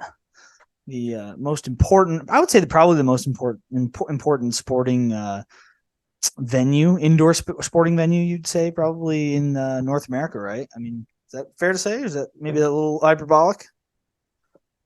No, you could. Okay, well, either way, it's a let's see what we got. Our main event for this card coming up is Yuri Prohaska versus Alex Bejeda. Poatan. Yuri Prohaska coming off of an injury, long-standing injury, injured his shoulder, and this dude has not lost in fucking 8 years. He is, I mean, he's beating some ass. I mean, he is. And Errol, have you watched this dude fight yet? Have you seen any of his fights? Yeah, no, I watched it a couple. It's scary. It's bizarre. It's very strange. Right. He only has 3 fights, by the way, in the UFC, if you can believe that.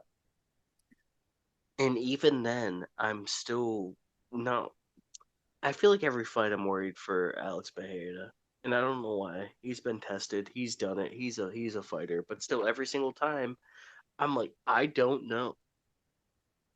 You really like him. You're a fan.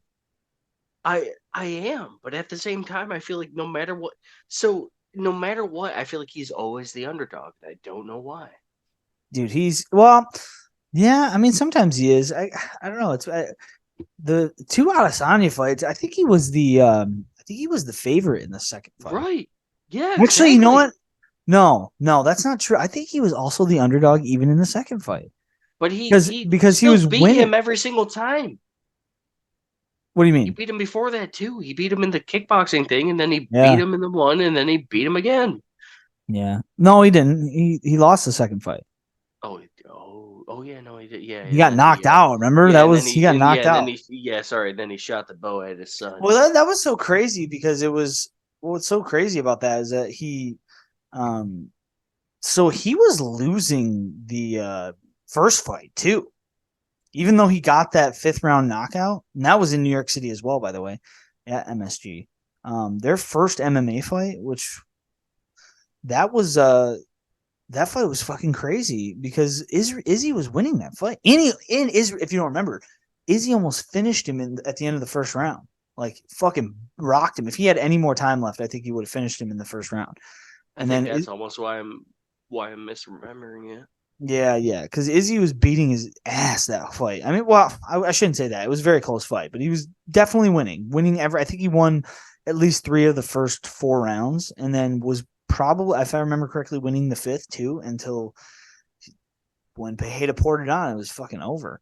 Yeah. So then obviously he comes back and gets knocked out by Adesanya in the rematch. In the second round, which was a wild event. And then, but he's since come back and he beat Jan Blachowicz. Now he's got a title fight. It's in MSG. Super fascinating matchup. Their styles. I mean, here's the stat. Here's what I think. Let me run down this card. You've got Yuri Prohaska, Alex Bejeda. You've got Sergey Pavlovich versus Tom Aspinall. You got Mackenzie Dern and Jessica Andrade. Matt Frivola and Benoit Saint Denis. Diego Lopez and Pat Sabatini. I'm here to tell you, I think you got 5 fucking finishes right there. That's how good I think that. I actually think this is a fucking sneaky good card. Which of those fights is standing out to you, Errol? I mean, and from your perspective, what do you think is what's the money one? What's the money fight of the night?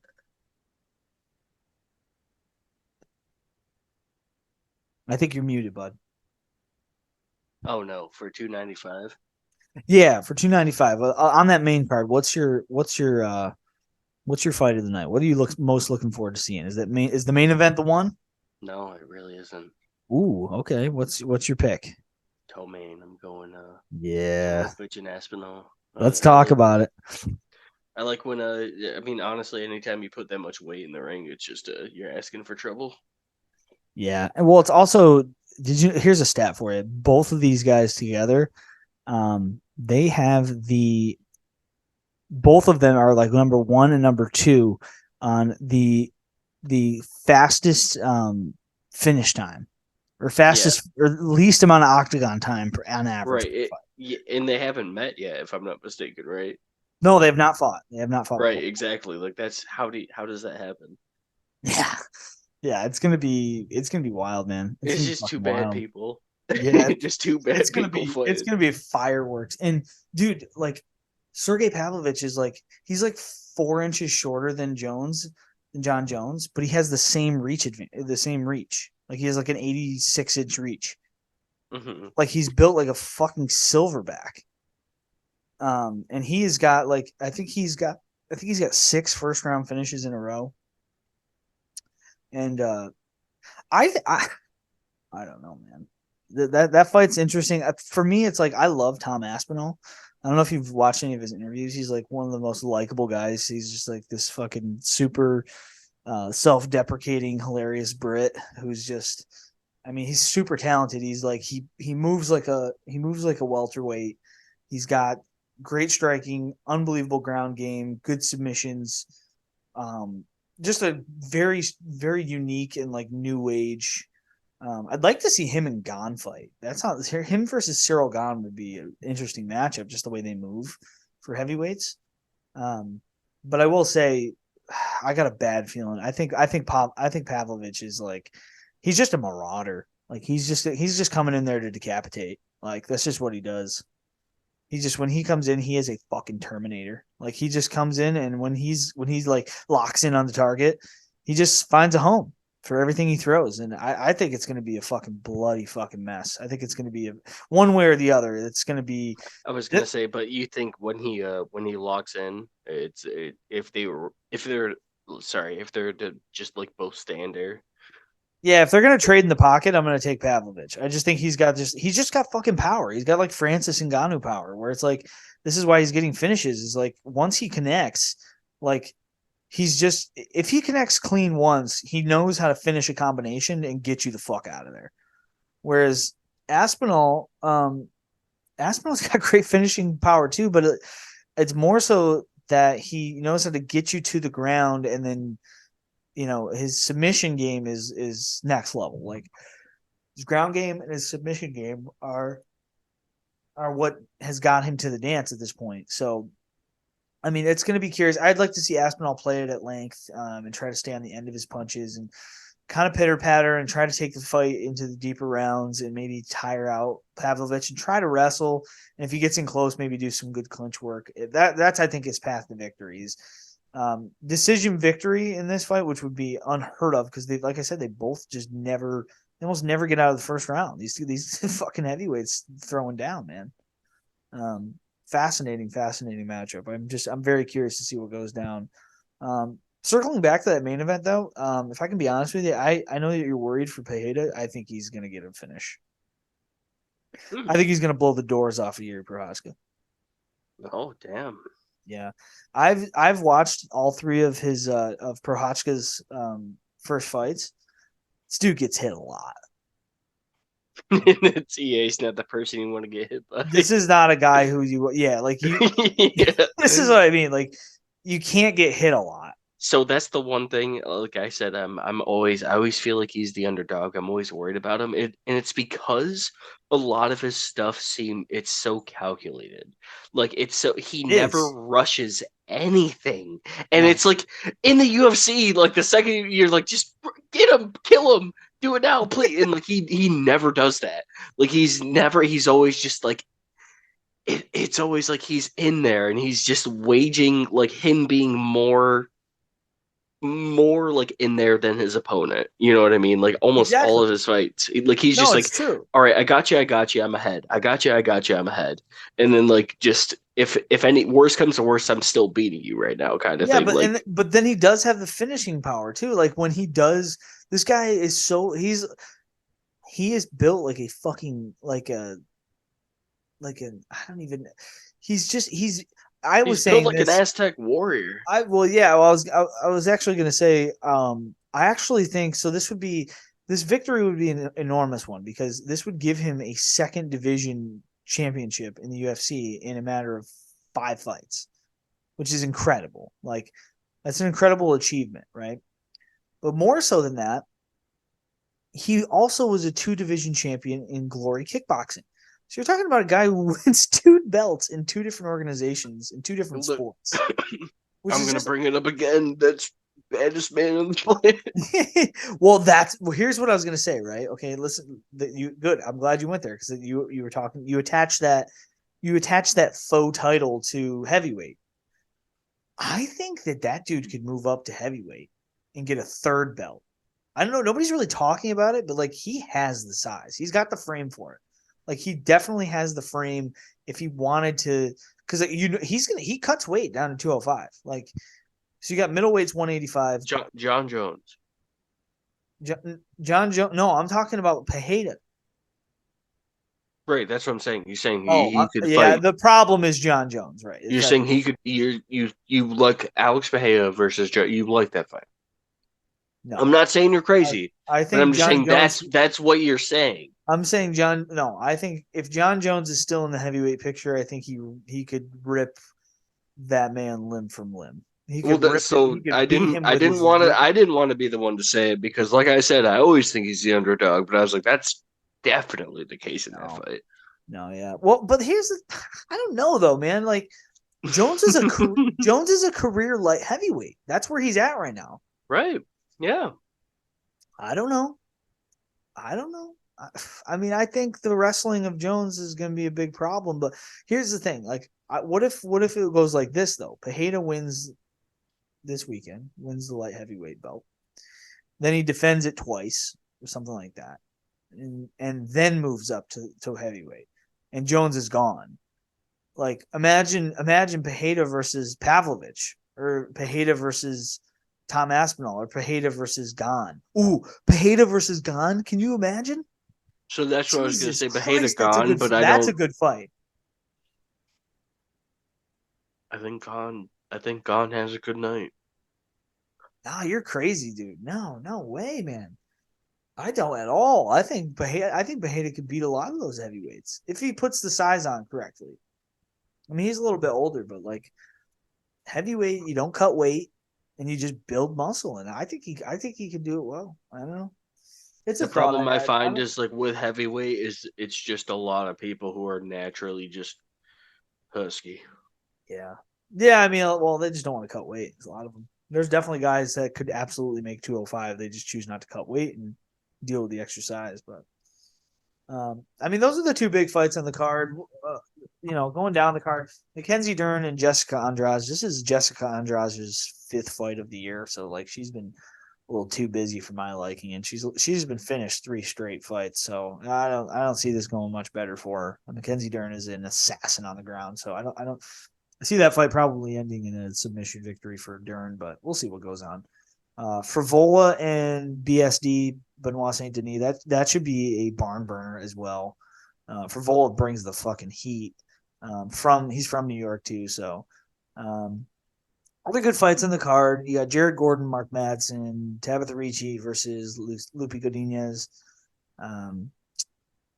Diego Lopez and Pat Sabatini kicking off the main card should be a good fight too. Those guys are fucking unbelievable ground fighters. Should be a great little grappling match there, I'm sure. But that's it for UFC 295. Erroll, you want to do our ranking? You want to dive into the rankings of the MSG greatest sports moments? You want to do it? You don't have a choice. No, it's me.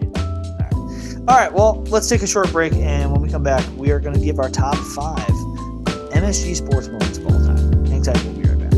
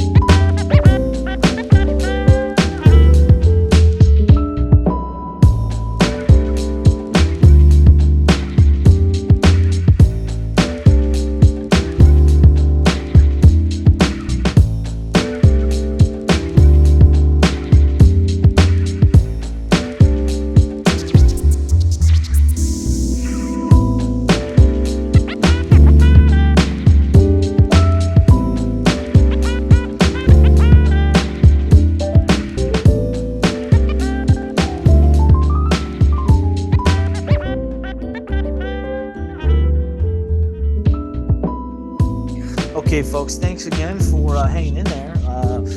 Well, we recap the world of MMA. Big UFC card coming to MSG. MSG, what an iconic. I mean, one of the pillars of the sports universe in North America. I mean, just an unbelievable the Garden. I mean, it is. It's the place. It's the spot where history has happened time and time again.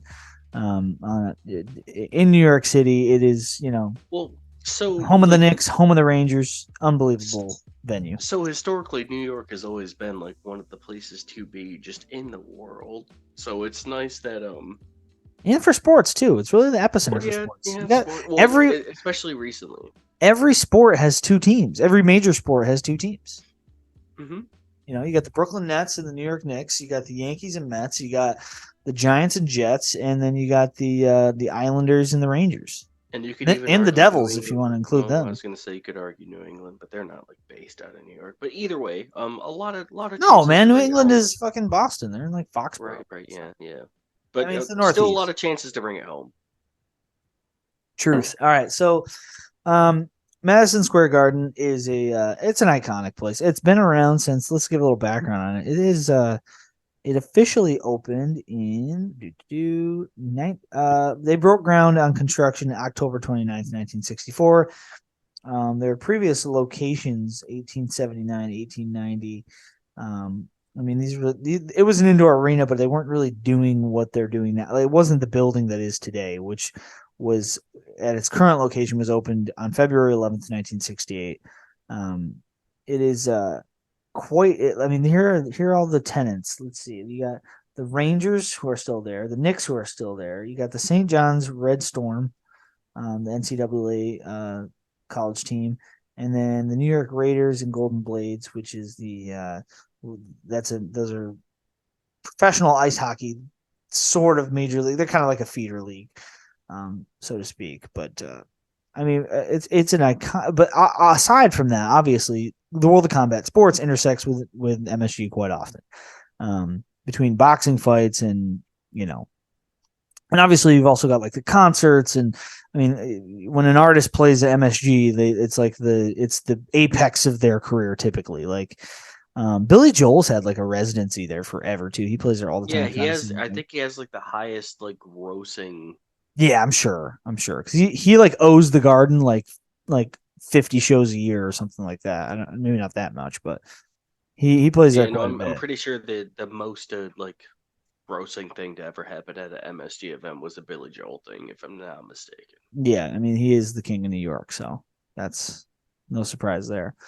So what we're gonna do is, Errol, we're gonna go kind of back and forth the same way we always do with the ranking show. We're gonna do our top five. I mean, there's been a pretty decent list of that we've probably both done pretty good research on. Obviously, we haven't been, some of these we haven't even been alive for, so we're just gonna kind of rank them in terms of what they mean to us or how we kind of perceive their significance in terms of the venue and the history of the teams or sports or moment in the overall pantheon of sports. It's going to be based on kind of our just our judgment in terms of the significance of the event. So, Errol, why don't you kick us off? What's your number five?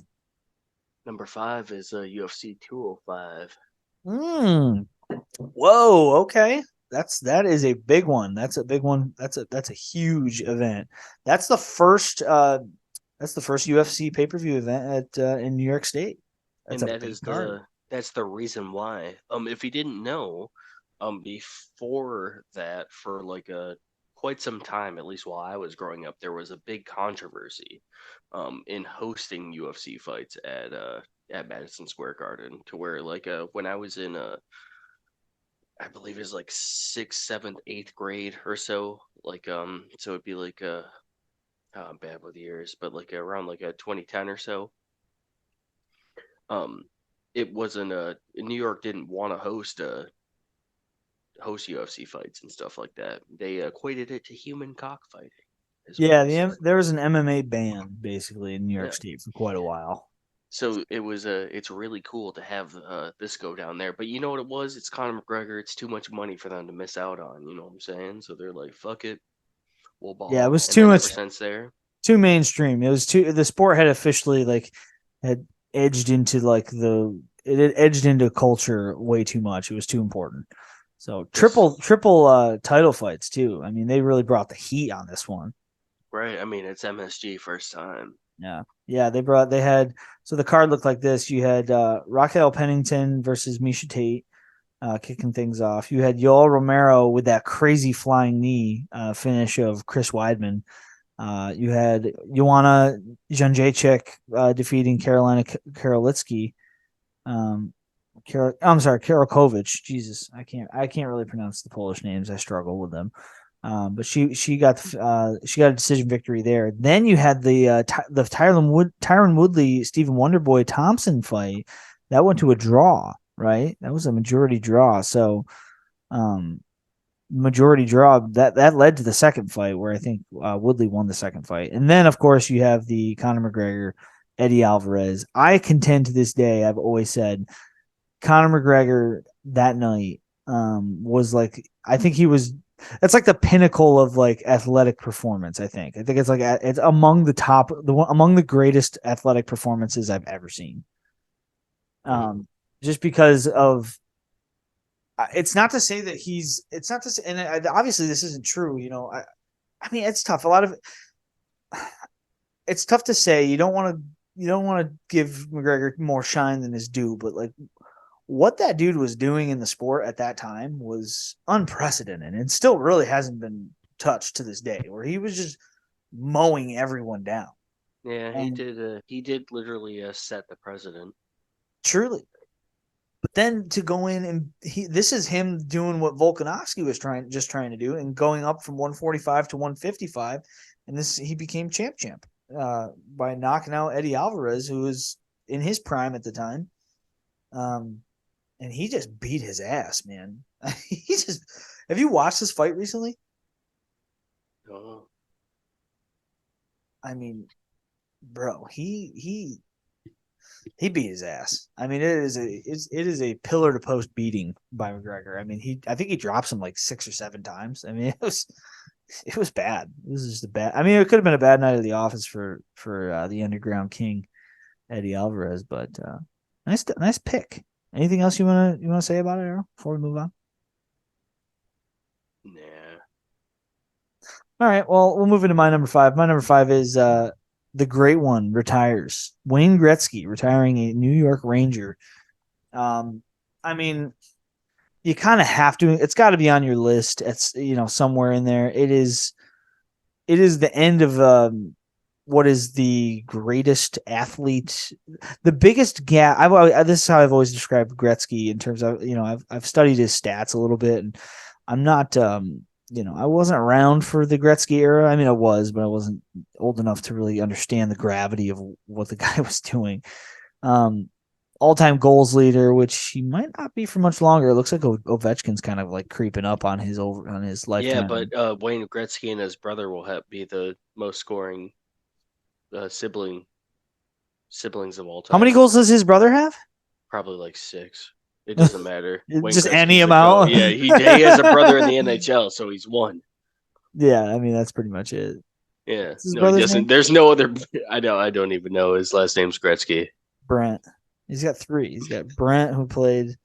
How many goals did Brent have? Let's see. Brent had quite a few. Jeez. No, he had 1 goal in the NHL. I'm sorry, these are all amateurs. Yeah, he was playing in the other leagues. Yeah, he played with the Lightning for 1 season, and so that's 1 for Brent. Highest scoring brothers in the league. He's got 895 now. The family's got Wayne Gretzky looks at his brother. He's like, nice. Add to the pile. He's like, it's not easy putting it on. Now you know. He's at 800 fucking. Hold on, he's got a brother named Keith. Did not make the NHL, so I mean, he was in like the front office and stuff. But I don't think he ever. I promise that is a stat that will never be beaten.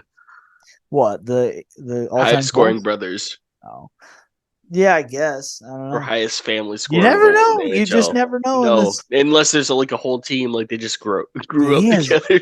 I never thought his 894 would be reached, but hold on, let's see where Ovechkin's at. And if our buddy Dave Morrison's listening right now, he's screaming into whatever device he's listening to us on, because of our lack of Yeah.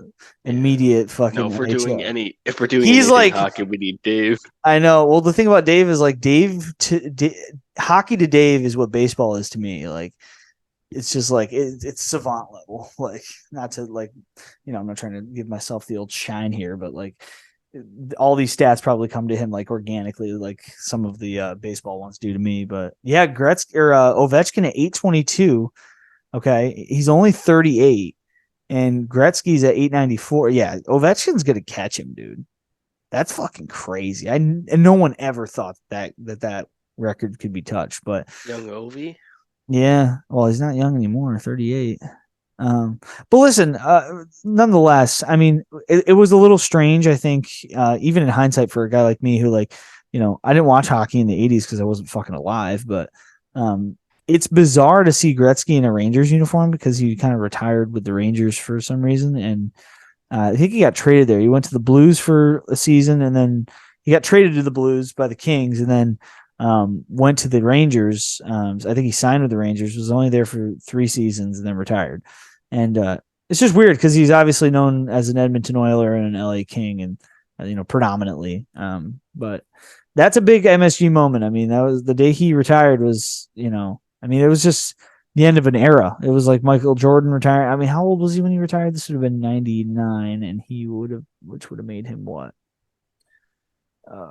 99, 30, not even 40 yet. Yeah, he'd been 38. He'd have been Ovechkin's age now. So, pretty remarkable. And obviously, I always say that he has like the greatest gap. So every sport's got like their GOAT, right? We were just talking about Khabib, having the argument about Khabib. For me, Gretzky has the biggest gap of any like number one player in a sport of all time between him and like the next best. Like you've got LeBron and Jordan, and people always have that argument. And, you got there's a million. Baseball is a little difficult because you have so many different positions, but like with hockey, it's like you know the next greatest hockey player, and it might be Ovechkin. I mean, people probably are making that argument, but for me, it's just like this guy has the biggest space between him being the You, you greatest and the next greatest is you like wanna it's the you biggest wanna know space. why, or like how you can ascertain that he's legitimately like one of the best of the best, like not like even being cliche and saying it, is usually people say like he's the Wayne Gretzky of. Yeah, they use him as like an analogy for like who's Yeah, the like best. Yeah. he's like the best person to ever do it or that reasonably will do it at What a fucking this. nickname. His nickname is the Great One. Like Dude, like what he's you know how you earn that? by being the best, being the Like, absolute pinnacle. Yeah. Oh yeah. So that's my number 5. Errol, hit me with your number 4. Go ahead. number four, really low, and it's I'm gonna be chastised for this almost as much as I would be for my ranking of The Shining, but it's when the Garden was Eden, the first 1970s New York Knicks win. Oh, the Yep, championship, the 1970 championship. Yeah, yep, you're over like the Lakers.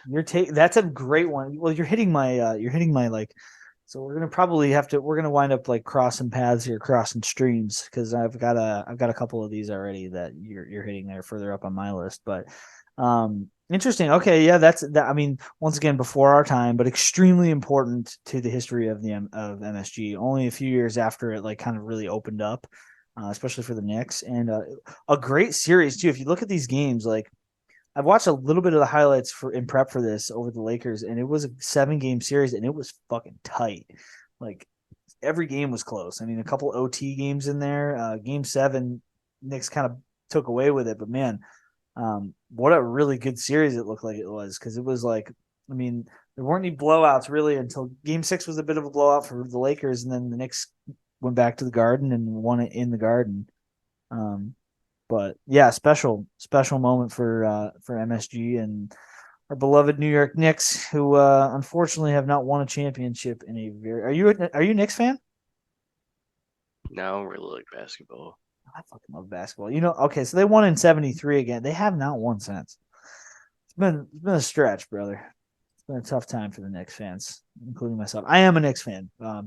I'll publicly state that it's You know what? I'll join the bandwagon. I'm now a Knicks fan. Dude, why not? New Yorker. It's they're storied franchise. They've had some ups and downs. I mean, it's been tough. They had a good run the last couple seasons where they've like really made some. I think they made the playoffs last year, and it's.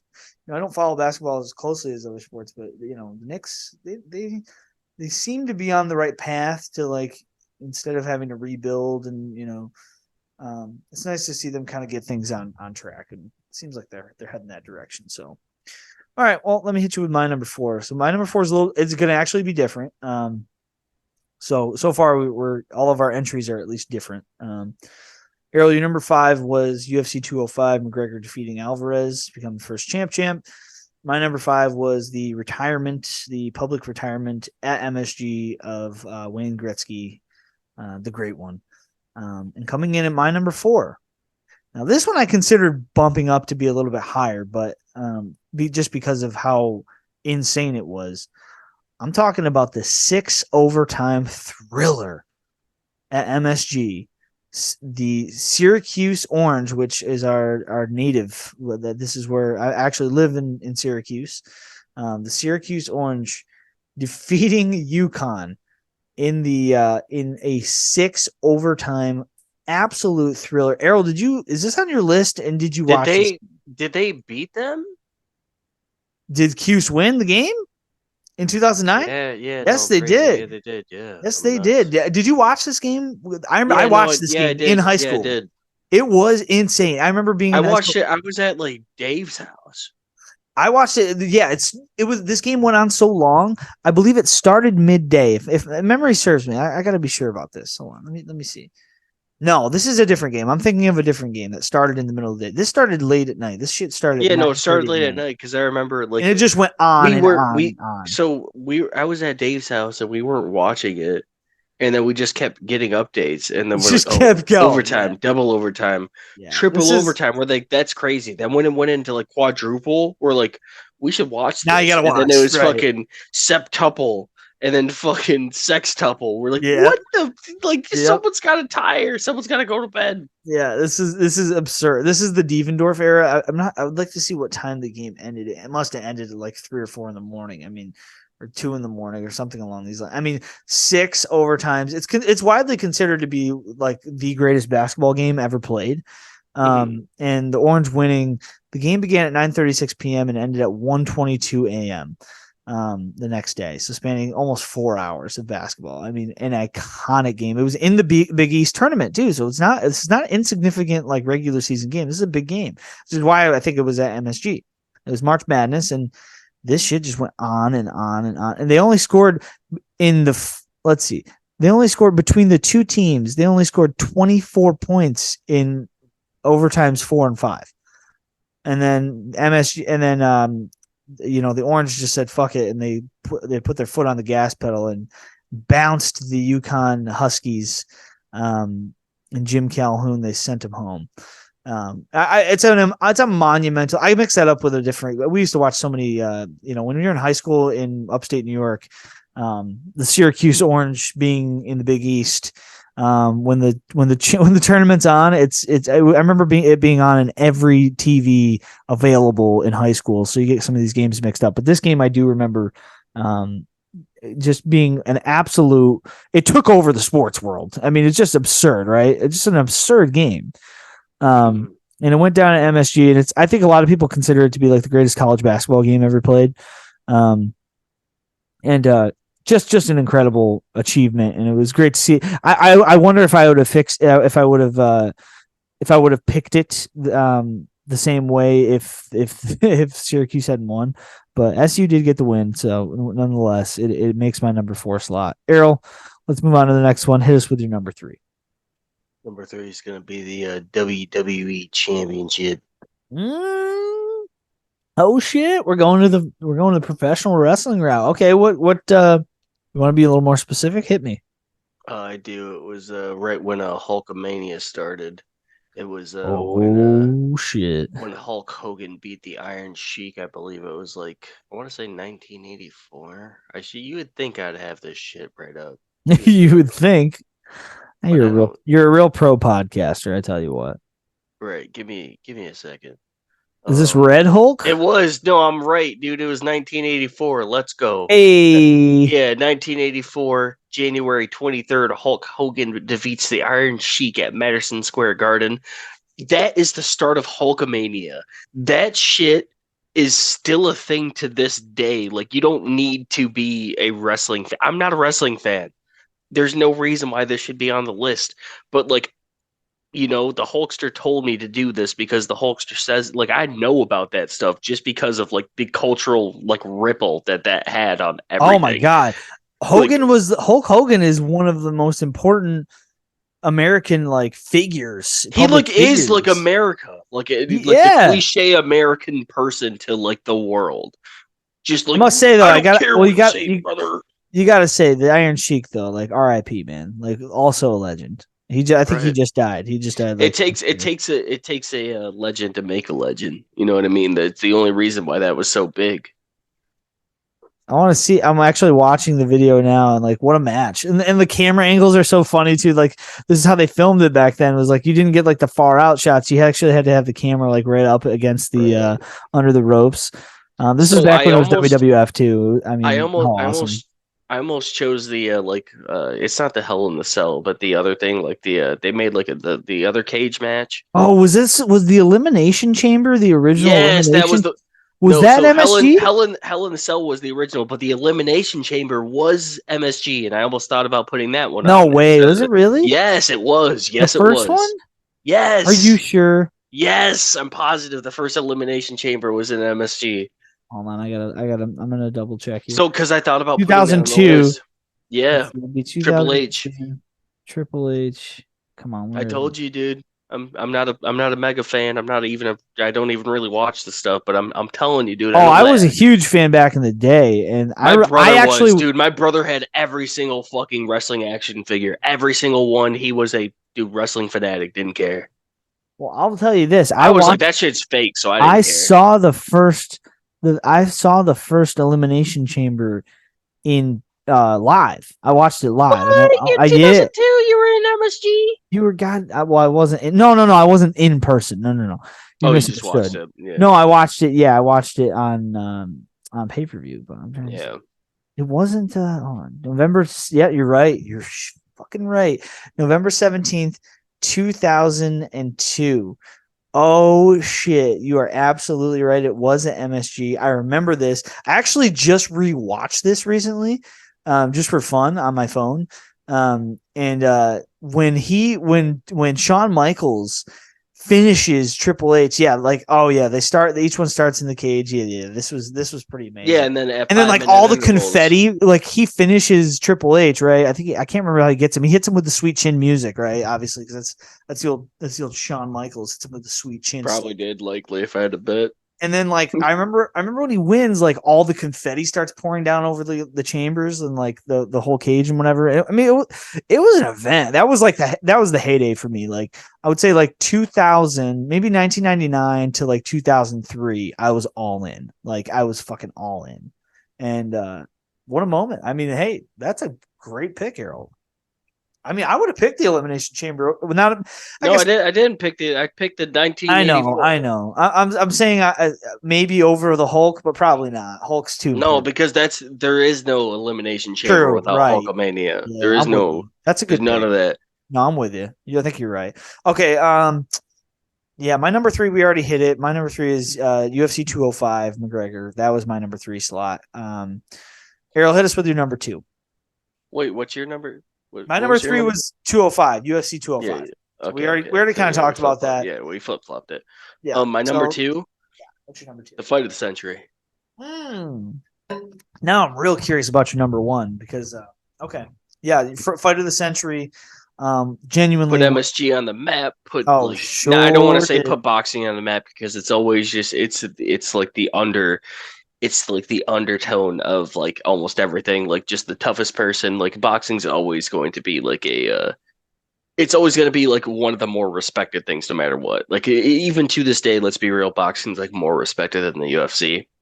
Like to the point where people are segueing into boxing. Yeah, it definitely. I do believe so. They're just better. They're better paid.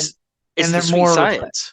respected is the right way to, because it's just so much more historic. It just has these like Yes. roots that Pugilism is reach just back. it's like Yeah. can you just outbox someone? Like not like be oafish and tackle someone because that's the thing too. If I'm fighting someone, I'm about boxing, bro. I did just enough wrestling and I did just enough uh jujitsu where if I have to fight someone, I'm not boxing, man. You can just get knocked out. But that's Right. being a gentleman and just standing up and be like, yeah, that can happen to me, but I won't let it happen. You know what I Yeah. mean? Like that kind of Yeah, I thing. mean There's a it's just like, especially like this era of boxing is just, it's so different, and it's so much faster and more like, I feel like guys were just kind of going, it really seems like they were going for it more, and a little, I mean obviously I think it's because the science of the sport has just evolved across well, decade after the decade. thing it is, people recently, like you're born into it. Like you're fighting a lot of like juniors and like just people who are raised into it. A lot more amateur fights, right? It's not like our like the first podcast, like like Sonny Liston. You're not just getting someone, or like because it does happen, like Francis Ngannou. You just get a person who's been shoveling sand their whole life, or you get like Just you born know, for it. right, exactly, or you get a Sonny Liston who is just born like just plowing acres of land, who is just like a big bad person. Like but like for the most part, you can just be born into a family who wants you to box, and you could do that your whole life. Floyd Mayweather boxing his whole life. Right. Uh, can't necessarily read. Doesn't matter. He's the best boxer ever. Like while you were focusing on reading a book, he was just beating someone's ass. Yeah, Like you can't beat that. the word genius it just has it can be applied to any domain. It doesn't. But I'm saying, but what I'm saying is like if your family isn't willing to like sacrifice like this and that over that, like they were in like his case to where like like they're like, hey, you're not gonna go to school and you're just gonna fight someone. Like how do you match that off of just like pure skill and like dedication? Like if like he literally dedicated the entirety of his life, the in like you while you were messing around and like fucking learning like division, he was just learning how to fucking fold someone in half. Yeah. Yeah, an incredible sport. Let's talk about the fight of the century. I mean, what do we got? We, You got the meanest we got man the versus the baddest boy baddest on. man. That's right, Joe Frazier. That's Joe Frazier versus Muhammad Ali in probably what is billed as the quote unquote fight of the century, or simply known Well, as so the yeah, fight. it's the fight is what it The is. It's fight, just the yeah. fight. The biggest boxing match in history, and arguably the most anticipated and publicized sporting event of all time. I mean, I.e. everybody knows the this one, man. i.e. the first fight that I would never want to ref. Yeah, because it was tight, man. And I'm watching. I'm Well, actually no, I'm not. watching the I'm just highlights not getting now. between those guys. Yeah, well, but it's up. Well, yeah, okay. I guys referee. I'm thinking more along the lines of judging. Like this fight was Oh, just, I'm thinking these on the guys are lines of like, all good, right, man. guys, break it on. I mean, they are excellent. And as I'm sitting here, I mean, I guess I'd have to watch the fight pretty closely and probably watch it a couple times. But from what I can see, it's a lot of. I see Frazier just doing the better work, and he does get the victory. It's a big victory for Joe Frazier over arguably the greatest boxer He that ever comes lived. at him. He comes at him like a dog from the start. He comes at him gnarly. He's like Well, he's just twitching. got him on the back foot a lot. Like Yeah. as I'm kind of coursing through the fight, like he's just constantly putting Muhammad Ali on the back foot. Which let me see if this was And there is literally under a handful of people that would be able to do that, like in history. Like, you know what's crazy? That was Muhammad Ali's first loss. He had Muhammad Ali had, as we talked about before, had finished Sonny Liston, had beat him twice, had beaten Floyd Patterson, had beaten Cleveland Williams, yeah, had Floyd beaten Patterson, Gary. though, let's grow up. I mean, he had some good wins, but when he ran into Let's Joe be Frazier, boy, real.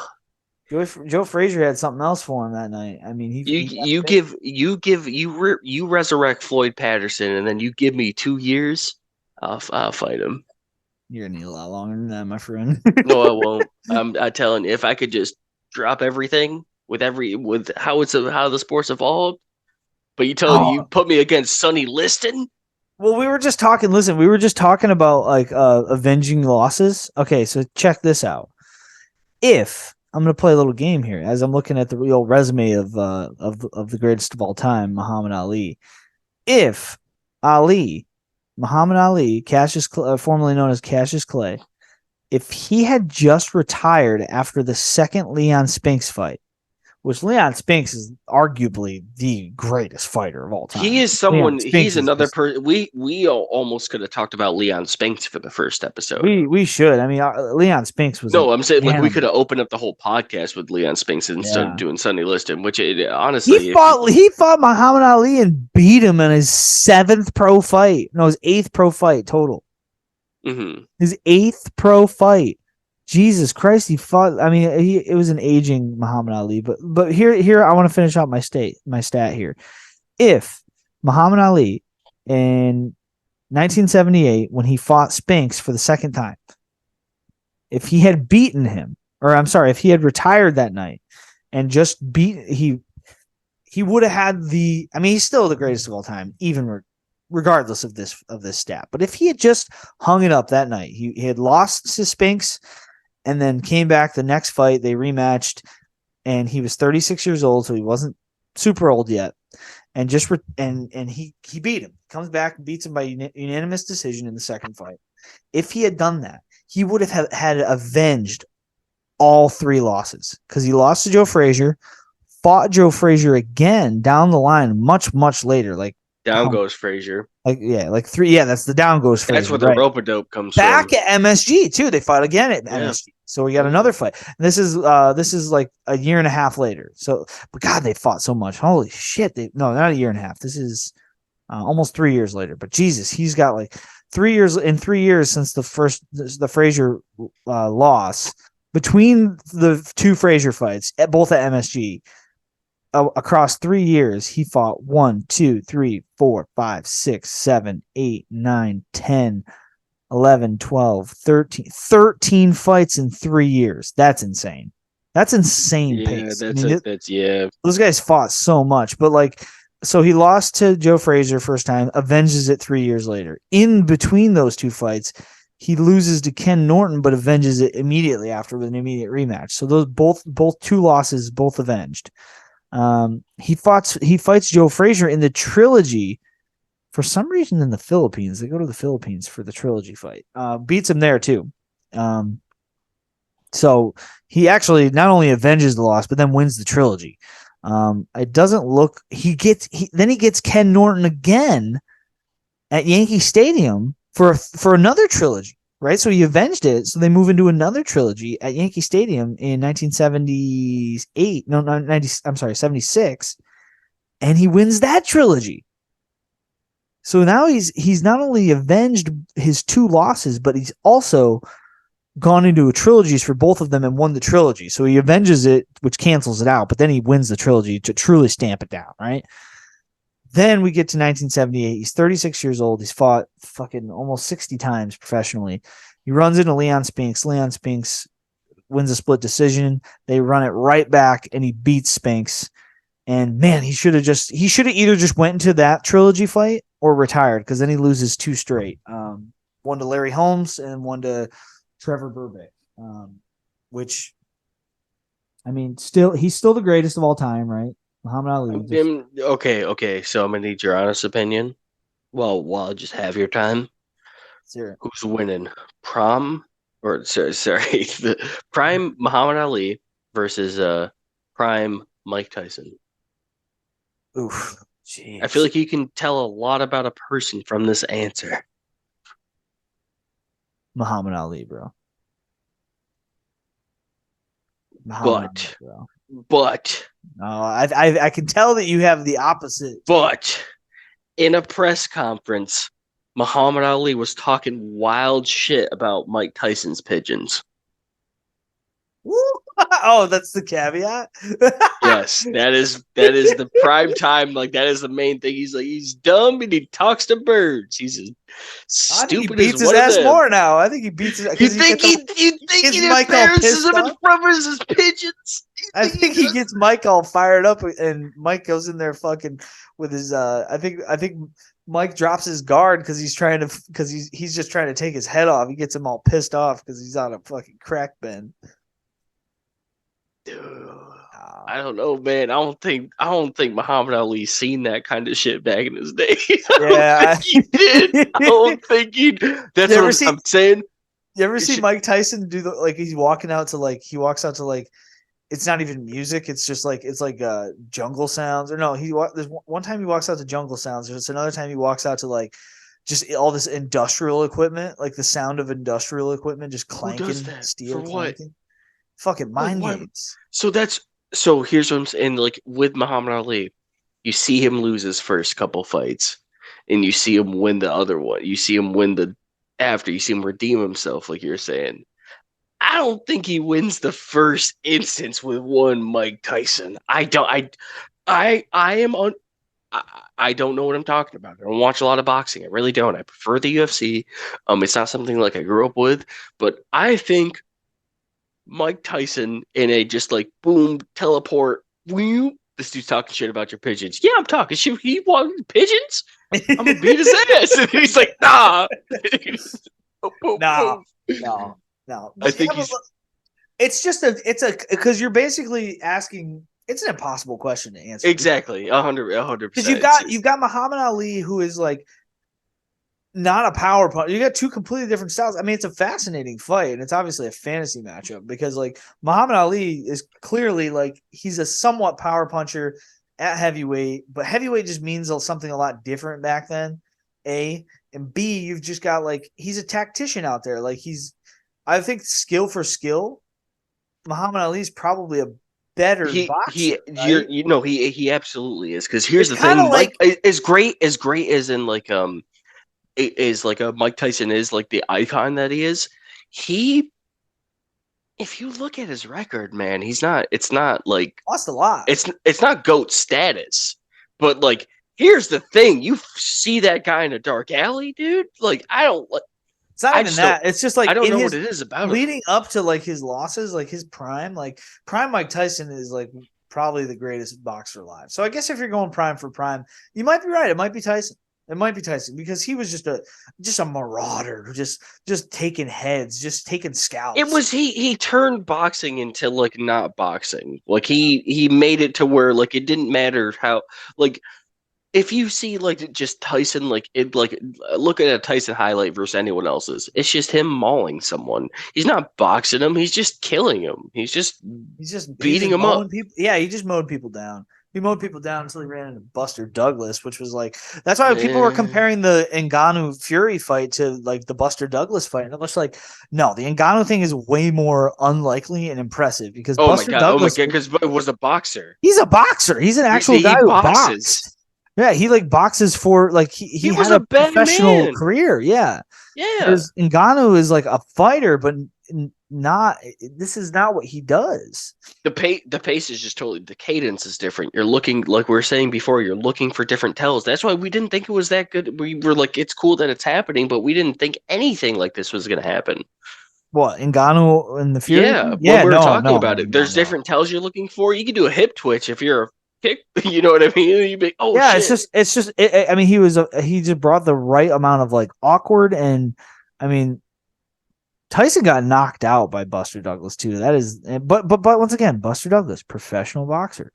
No, Tyson. I don't know. Tyson Ali. That's a great question. A lot of people ask that question, but I mean, Tyson was 45-1 leading into the Holyfield fight. Man, he could not beat Evander Holyfield. Yeah, but that's the thing, though. Evander Holyfield. That's people say this, and I'm not a historian of boxing necessarily in any real way, but according to resume for resume, bro, Lennox Lewis might be the greatest fighter ever. Jesus Christ, man.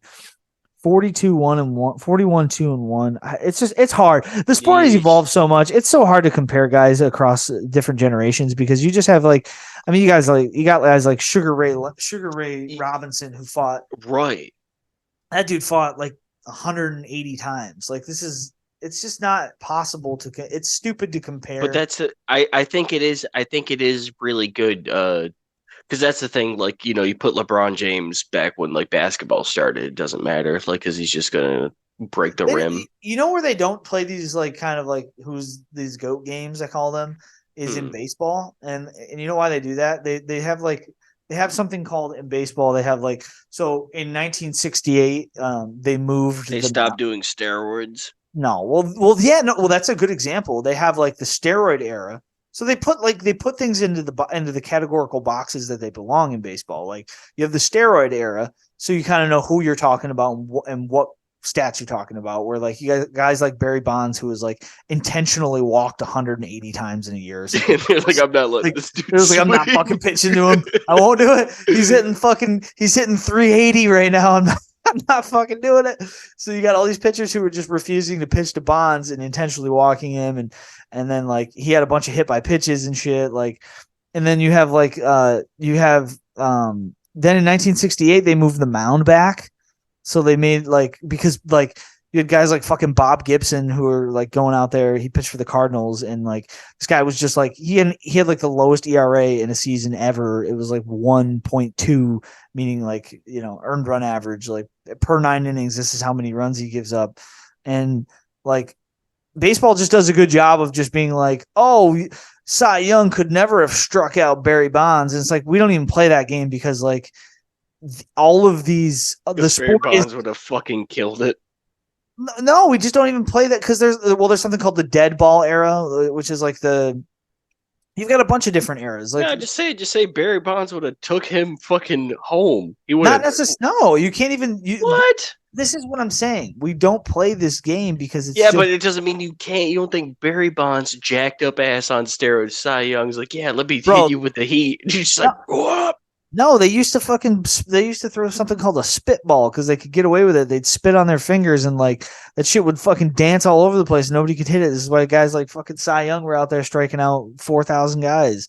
Like, and then you had like I mean, there's all kinds of eras. You had the integration era too. Like there was like when all of a sudden now black people and Latino people can play. So like that made a big difference. That changed the dynamics of the sport in like a very, very important way.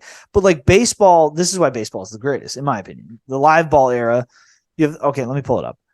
Yeah, like they're all coming to me. Let me put them in order. So like we do on in the world of baseball, we do an excellent job of ensuring that we separate the different eras of the sport so you have context for what stats mean. So they mean something different. So like when Mike Tyson goes 57-8, that's different and then Tyson Fury in the next era he's 33-0, and Floyd's 50-0, that means something different than Rocky Marciano going 75-8 or Sugar Ray Right. Robinson going 112 and or however many. Because arguably those two, like you said, like the stats are technically worse, but you They're could argue Rocky Marciano is like the greatest boxer of all time. That's what I mean. It's just like different eras. So like in Well, baseball, and that's kind of what I was gonna say. I was gonna say contextualized. you have to have respect for what people do during their era because you can only Exactly. do what you can do. Right. So like, yeah, you had guys. So like, for instance, like, um, it's when guys break records from like the olden times. So like, I'll give you an example in baseball. Like in the dead ball era, you had pitchers who would pitch. You got guys with these like incredible records. They would throw fucking I don't know, like they would throw 1,000 more innings. I don't have an exact stat in front of me, but they would throw like 1,000 more innings than the average player across their career, or more. They would two, 1 to 3,000 more innings than like somebody in the who pitched in the '90s, and that's because these fucking guys would pitch every 3 days, whereas now they find out that like you can burn your arm out and they have these surgeries and Tommy John surgery, and now guys don't There's throw. stats that you like literally can't beat. They're just not going to happen. Like the body doesn't evolve. And well, they've got like so guys would go out there and they would take something off their fastball. Like they go out and pitch and they pitch for, instead of trying to throw their meanest fastball down to strike somebody out, they would save their fastball. They'd take a couple miles per hour off, and maybe they'd take as much as like 6 or 7, so they could pitch in 3 days without blowing their arm out. Whereas like now guys are just like, I can't even make it to the majors unless I'm throwing 98, 99. So I'm bringing it and I'll blow my fucking arm out, but I'm going to pitch less. So like these stats mean something a lot different. Like the live ball era and the dead ball era mean two different things. And then you have the integration era, which is like obviously the color barrier being broken in the sport. Then you have the expansion era, which is when they changed they added more teams. I believe they added more leagues and they moved the mound back somewhere in there. The free agent era, which is when guys started going, you had big markets picking up big names. And you had the steroid era, which is everybody knows what that is, and then the contemporary era. So like this stuff is all broken down in baseball, whereas like if you do that shit in boxing, it's like everybody's trying to have the argument, but it's just it doesn't make any sense. Like it's just a silly argument because like yeah, could we envision what it looks like? I think it's just like easier to do with boxing because it's just punching. Like Well, it's individual. It's who would individual. exactly who would beat him up? Who would actually beat the other person up if they were just fighting kind of thing, you know? Yeah, you don't quite need the context as much because you're really only just looking at one guy, and like the evolution of the sport maybe isn't as obvious because it's not institutional evolution. It's more like style and technique that evolves. Whereas like baseball is like changing the dynamics of how the game is played. Like they're always changing. It's a lot easier to be nuanced on an individual level than what it is with a team sport. Like there's an ebb and flow when it comes to like boxing that like doesn't necessarily like it won't like crash as crazily. And like there's not one person who's going to come along and just change like sports as we know it in a team sport. Like they might like do like really well and like be like a phenom, but like you could be just a spectacular individual in your like personal sport, like in your contact sport or of like fighting or whatever, and just like cross generations. Or very rarely does it where right one athlete could be compared to any generation. Right. It's extremely rare. All right, let's move. We got to keep rolling because we're going late here. Yeah, we're almost done. You did number two. Your number two is Fight of the Century, right? Yeah, okay, my number two. Once again, I'm just gonna close out my list then because we've already talked about both of them. My number two was this 1970 New York Knicks first championship, Game 7 over the Lakers. We talked about it. It was a huge moment for the New York Knicks franchise and and MSG. I mean, only a few years after the venue opened, they bring a championship title to New York. They win again in 1973, and they haven't been back since, unfortunately. But knock on wood, go Knicks. Let's see if they can get in there this year. I think they actually won tonight. So yeah, they beat the Spurs tonight. So let's see. Maybe they can bring one back here in the next couple of years. They're doing. That's my favorite team. Well, you are a long-standing New York Knicks fan. A whopping. You are like a 6-hour fan. Well, no, not even. It's actually like a 6-minute fan. Yeah, exactly. As of 45 minutes ago. Yeah. A storied. It's been a roller coaster, I'll tell you. It's been a ride. It's been all thumbs You know what's great though? So they only have 2 championships, so you've pretty much learned the entire history of the New York Knicks. I mean, right there. I'm already there. You already know everything. Flows and it's all up. It's all been up. You got a roller coaster. You got to learn about the Patrick Ewing. The Patrick Chewing. The Patrick Chewing Ewing. Let me tell you that era in the 90s, he was fucking mopping dudes up on the. I know about Patrick. Patrick, what's up, Ryan? Oh, that's my ringtone. That's a solid reference. That was my ringtone forever. Oops, get dunked on by Patrick Chewing. Patrick Chewing. All right, hit me with your. And my number one was the Fight of the Century. So. Which we just talked about. So let's close this thing out. Let's keep rolling. Erroll, hit us with the number one. You think it's something we didn't talk about, dude? It's the endless game, and I'm gonna tell you why. I'm gonna tell you why that's the number one event. I'm gonna tell you exactly why and why it deserves to be number one, and it easily is. All of the other stuff that we listed, what happened? A typical sporting event, just exactly what you expected. Like it was the fight. It was 10 rounds. Oh, that was crazy. It was 2 giants, 2 Goliaths. What happened he retired. We knew that was going to happen. What happened in the next game? Oh, shit. It was an upset in this game? Fucking dude. dude, like I was saying, it was like fucking like 4 hours. Never It was already a replicated, late game. never replicated, never duplicated. Especially in the fucking dance too. We're talking in the NCAA championship Yeah. tournament. Like this is big, a Big East tournament. Like I mean, Dude, it's a so big that's the deal. thing that I realized too recently. You can do an endless game in basketball. You can do it in base theoretically. If you just have a bunch of hitters Oh who ain't yeah, there's playing been. around that I day, think you the could I think the record is like a 33 inning game. They actually had to stop. It was like it was a minor league game. They actually had to stop they and pick did it it. up They're like later they in the can't season. they're, they're like they're not gonna stop smacking it out the park. Like God damn it, The pitchers are too garbage. I walk the them. pitchers were Walk too them. good. Just walk him in. No, Yeah, walk them. they literally had to stop the game and they picked it up. They picked it up later in the season because like they were really trying to push it to try to finish. But anyway, continue. Yeah, but no, it's the one thing here that is like so atypical that like it just you don't see that in like a sporting event, no matter like how big or like how crazy. And like the stakes were on the line. And like just with it being so close to home, I tried to play dumb earlier. When I was like, oh, what they want that?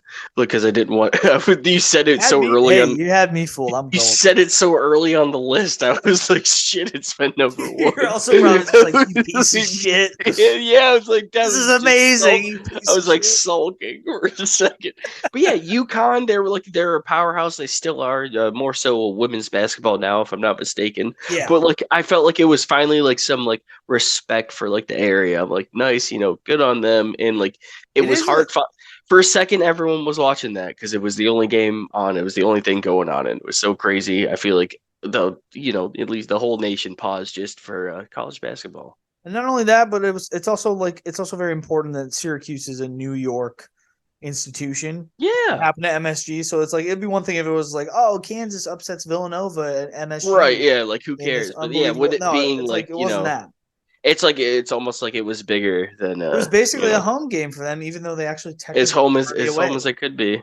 But Yeah, yeah, I hate to put that literally over like the fight of the century and like fucking the it's WWF personal championship. preference. But yeah, no, it's like the only one I watched other than UFC 205, and that definitely had more significance because I didn't watch the whole thing. I wasn't invested. Don't really like love college basketball, but that was like we were saying what the heck after like double OT. We're like nice, triple OT. Like oh that's crazy. Yeah.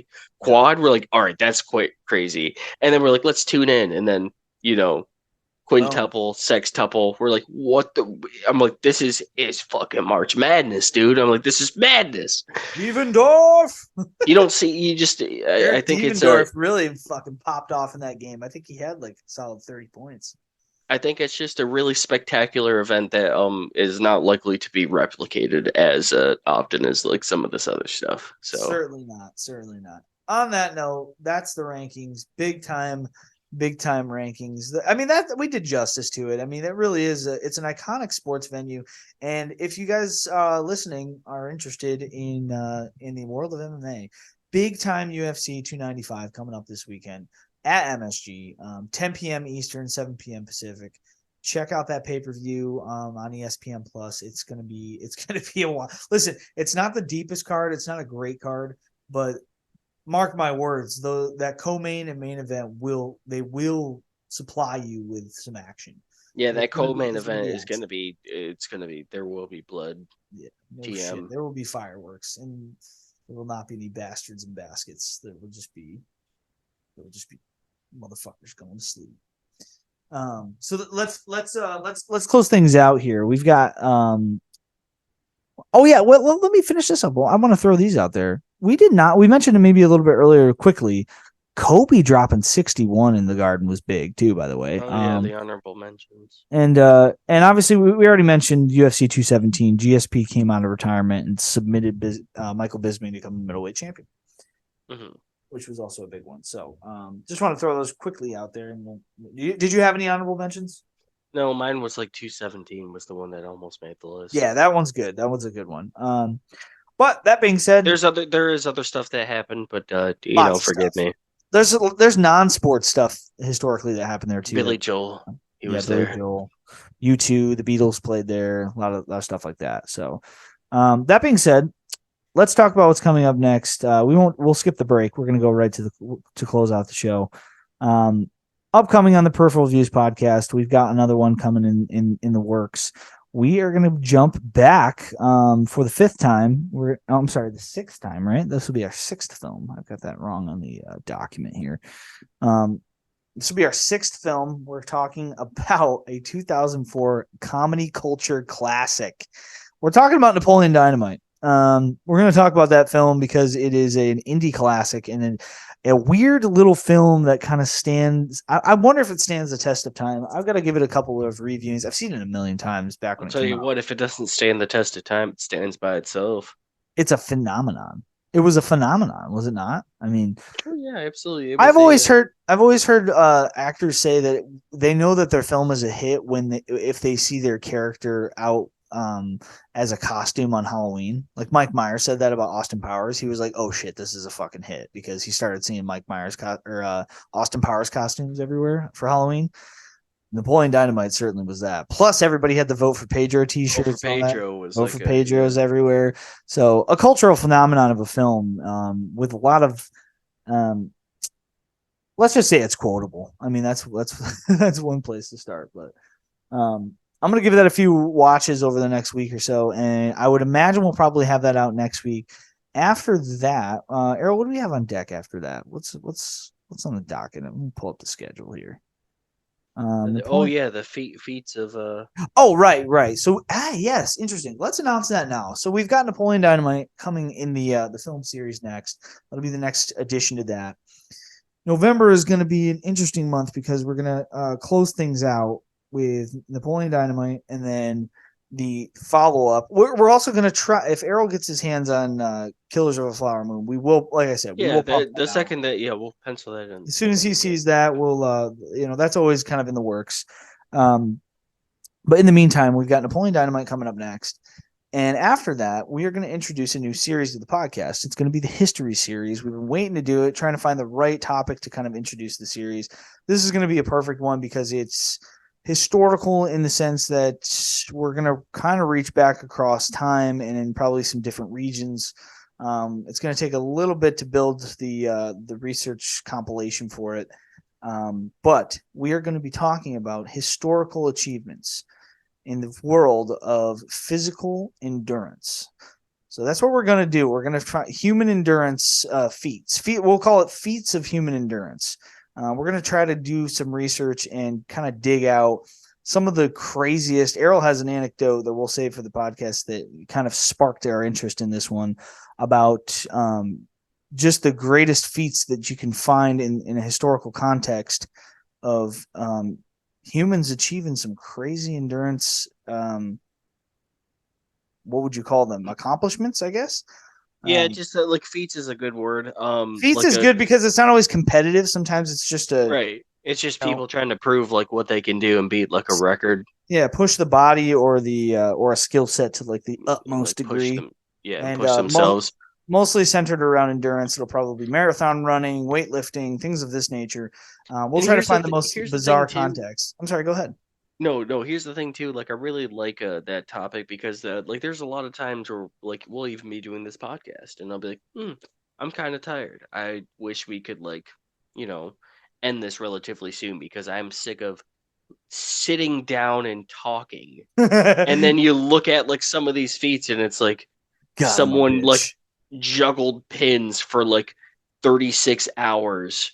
And like you're like, oh, I can't lay down in bed and stay up for like 18 without feeling Yeah. tired. Like, nope, yeah, people have stayed up for like 6 days without without water just Yeah, because like like they wanted the to break a Colt, record. the Colt. Well, I'll tie this to the UFC 295 card, but Yuri Prohachka apparently has, as part of his training, he locks himself in a pitch black dark closet for 6 days. He does the closet, he does the dark room thing. Yeah, 6 days. That's fucking crazy, man. How do you I fight would that? lose it. I don't think I could do it. But yeah, no, I feel that way sometimes too. Like I do like a cold water therapy, like a couple times a week, which is not the same as what most people do. Like people who are a lot stronger. Well, it's not. I won't call it strength because I actually would do it if I had the resource. I don't know how often I would do it, but I definitely would at least start to do it. Like cold water submersion. I can't really submerge, so what I do is I do about 3 minutes max of cold water in the shower to like end a shower. Like when I'm You done know with what the you can do? shower. You can get an attachment for your shower and put like ice cubes in it. Oh, gee, oh, God, it's Yeah, if you tough. want. But I do feel like I feel. Here's the thing that gets a lot easier, like really Oh fast. yeah. No, It's really not bad. I used to take cold showers exclusively for a bit just because I wanted to Yeah, strengthen you my get immune used to it. system. The first Yeah, couple no, times is really miserable, but it then after like sucks and four or then five times, it sucks and then it always sucks, but then it doesn't matter. And then the feels second you good, go man. back from it, it's like you're like, how did I ever do that before? But it's the Yeah. same thing when you start. Like you just do it. It's also you also feel really good after. I mean, it does a lot for It's you.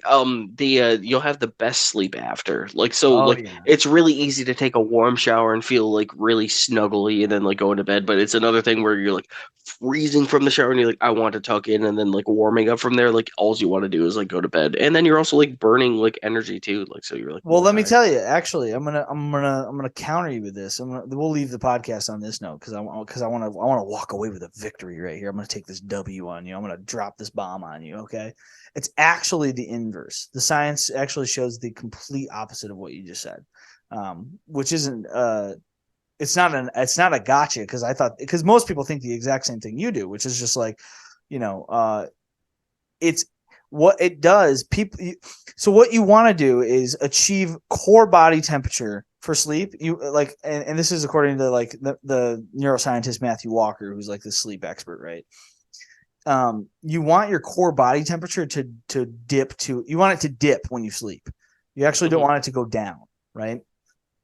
And being that the case, you would think, oh, yes, I'll take a cold shower and it'll drop my core body temperature. It'll make me cold and then I'll sleep cold and I'll feel good and I'll sleep better. It's actually the opposite. So, like back in the 90s when people were using like MDMA and shit and they were like, their like brains were overheating or their body was overheating from like the drug or whatever. You know how this happens. Like people dehydrate because their body overheats and what people were doing at these raves and shit was that they were like dumping cold water on these people, and then they would die. They would like truly dehydrate and actually overheat and have like a stroke or Oh, your body kicks into overdrive. it does. No, it does. Yeah, it does the opposite. They would pour cold water on them, and that actually raises the core body temperature because what you're telling your body is that, oh shit, I'm cold. I need to heat up. Think about Right. what you're telling your body when you give it cold. If you expose it to an outside temperature, whether and then we'll use water in this case because it's just for the context. You're telling your body that you're giving your body an environment that's freezing cold, so your body's going to do the exact. It's going to counteract the cold water with an increase in body temperature, and that's actually the opposite of what you want for sleep. So that's why people it's actually people have been getting it right. You actually want to take like, well, some people just take like a warm bath. You actually want like a really hot bath. Like you want it like almost unbearably hot, and Well, your so core is that body what you keeps do with cool. someone on MDMA? Yeah, you actually would. It would be smarter to actually pour hot water on. I mean, You heat them up? in all reality, you probably should just hydrate and just consume. They should probably just be consuming water, but Put them like in, yeah, get them a blanket though. yeah, you'd actually want them to like you want to get them to you want their body to but it's hard to I'm not going to make suggestions for people who are Jake, you told me to overexercising. give him a blanket. He's dead. He's fucking dead. He's He took sweating. a bunch. He was sucking He's on sweat to death. He was sucking on a pacifier and he died. It's your fault. It's diaper time. No, I'm not going to make any recommendations on how to handle an overdose of MDMA or an overheating situation with MDMA. But according to this research, I mean, it does make sense. It's like you want your and I will attest to this. Like the Your best, body does react to stimuli. yeah, right, exactly. And I would say like my best sleep experiences in life are always when it's cold, and I've got a ton of. I mean, this is all anecdotal, and it's just me and my family, but like my children are the same way. Like when I turn the heat off before bed, I get a good night of sleep, and my kids sleep better, my wife sleeps better, and if I forget to turn the heat down and it's hot, everybody wakes up and they've been fucking grumpy because it's been too hot. And I think I don't know, it works for me. And there's a lot of, I recommend that book. I think that's a good book for people to get their hands on. It's called Why You Sleep by or Why We Sleep by Matthew Walker. I mean, he does an incredible job in that book of breaking down just some sleep hygiene and how to build a good sleep habitual routine to kind of abide by, or just some guidelines that'll help you get through it. And temperature is one of them. Temperature is a big one. So, anyways, that's hey, we could do a pod on that one at some point down the road. But in the meantime, let's close it out. Erroll, you got any final notes you want to hit before we finish this thing up? Nah, New York's cool. Yeah, New York is cool. Hey, we've been in New York together before. Oh yeah, Met that boy Action Bronson. What's that? We're in New York together right now. No, I'm in New York City, dog. Oh, I know. I figured. Anyways, so yeah, that's the podcast for tonight. We got Napoleon Dynamite coming up, and then we've got the introduction of the history series coming up after that. So thank you guys so much for joining us yet again. We appreciate all the support and the listenership. You can find us at X or on X at Peripheral View 123, SoundCloud.com/Peripheral Views 123. Throw us in your YouTube search bar, and don't forget to subscribe. We're on Apple Podcasts and Spotify. Also, please do us a favor and hit the subscription button along with a rating and review would be super helpful. Don't forget to check out my Letterboxd. It's also the app is super fun to use, and if any of you guys are interested in engaging with the cinephiles of the world, it's a great place to find us. My username on that is jperry35, so feel free to check me out on there and follow. I typically follow back pretty quick. Website for the pod is peripheralviewspodcast.com. So that being said, we will catch you on the next round of the Peripheral Views podcast. Thanks so much for joining us, and we'll see you next time.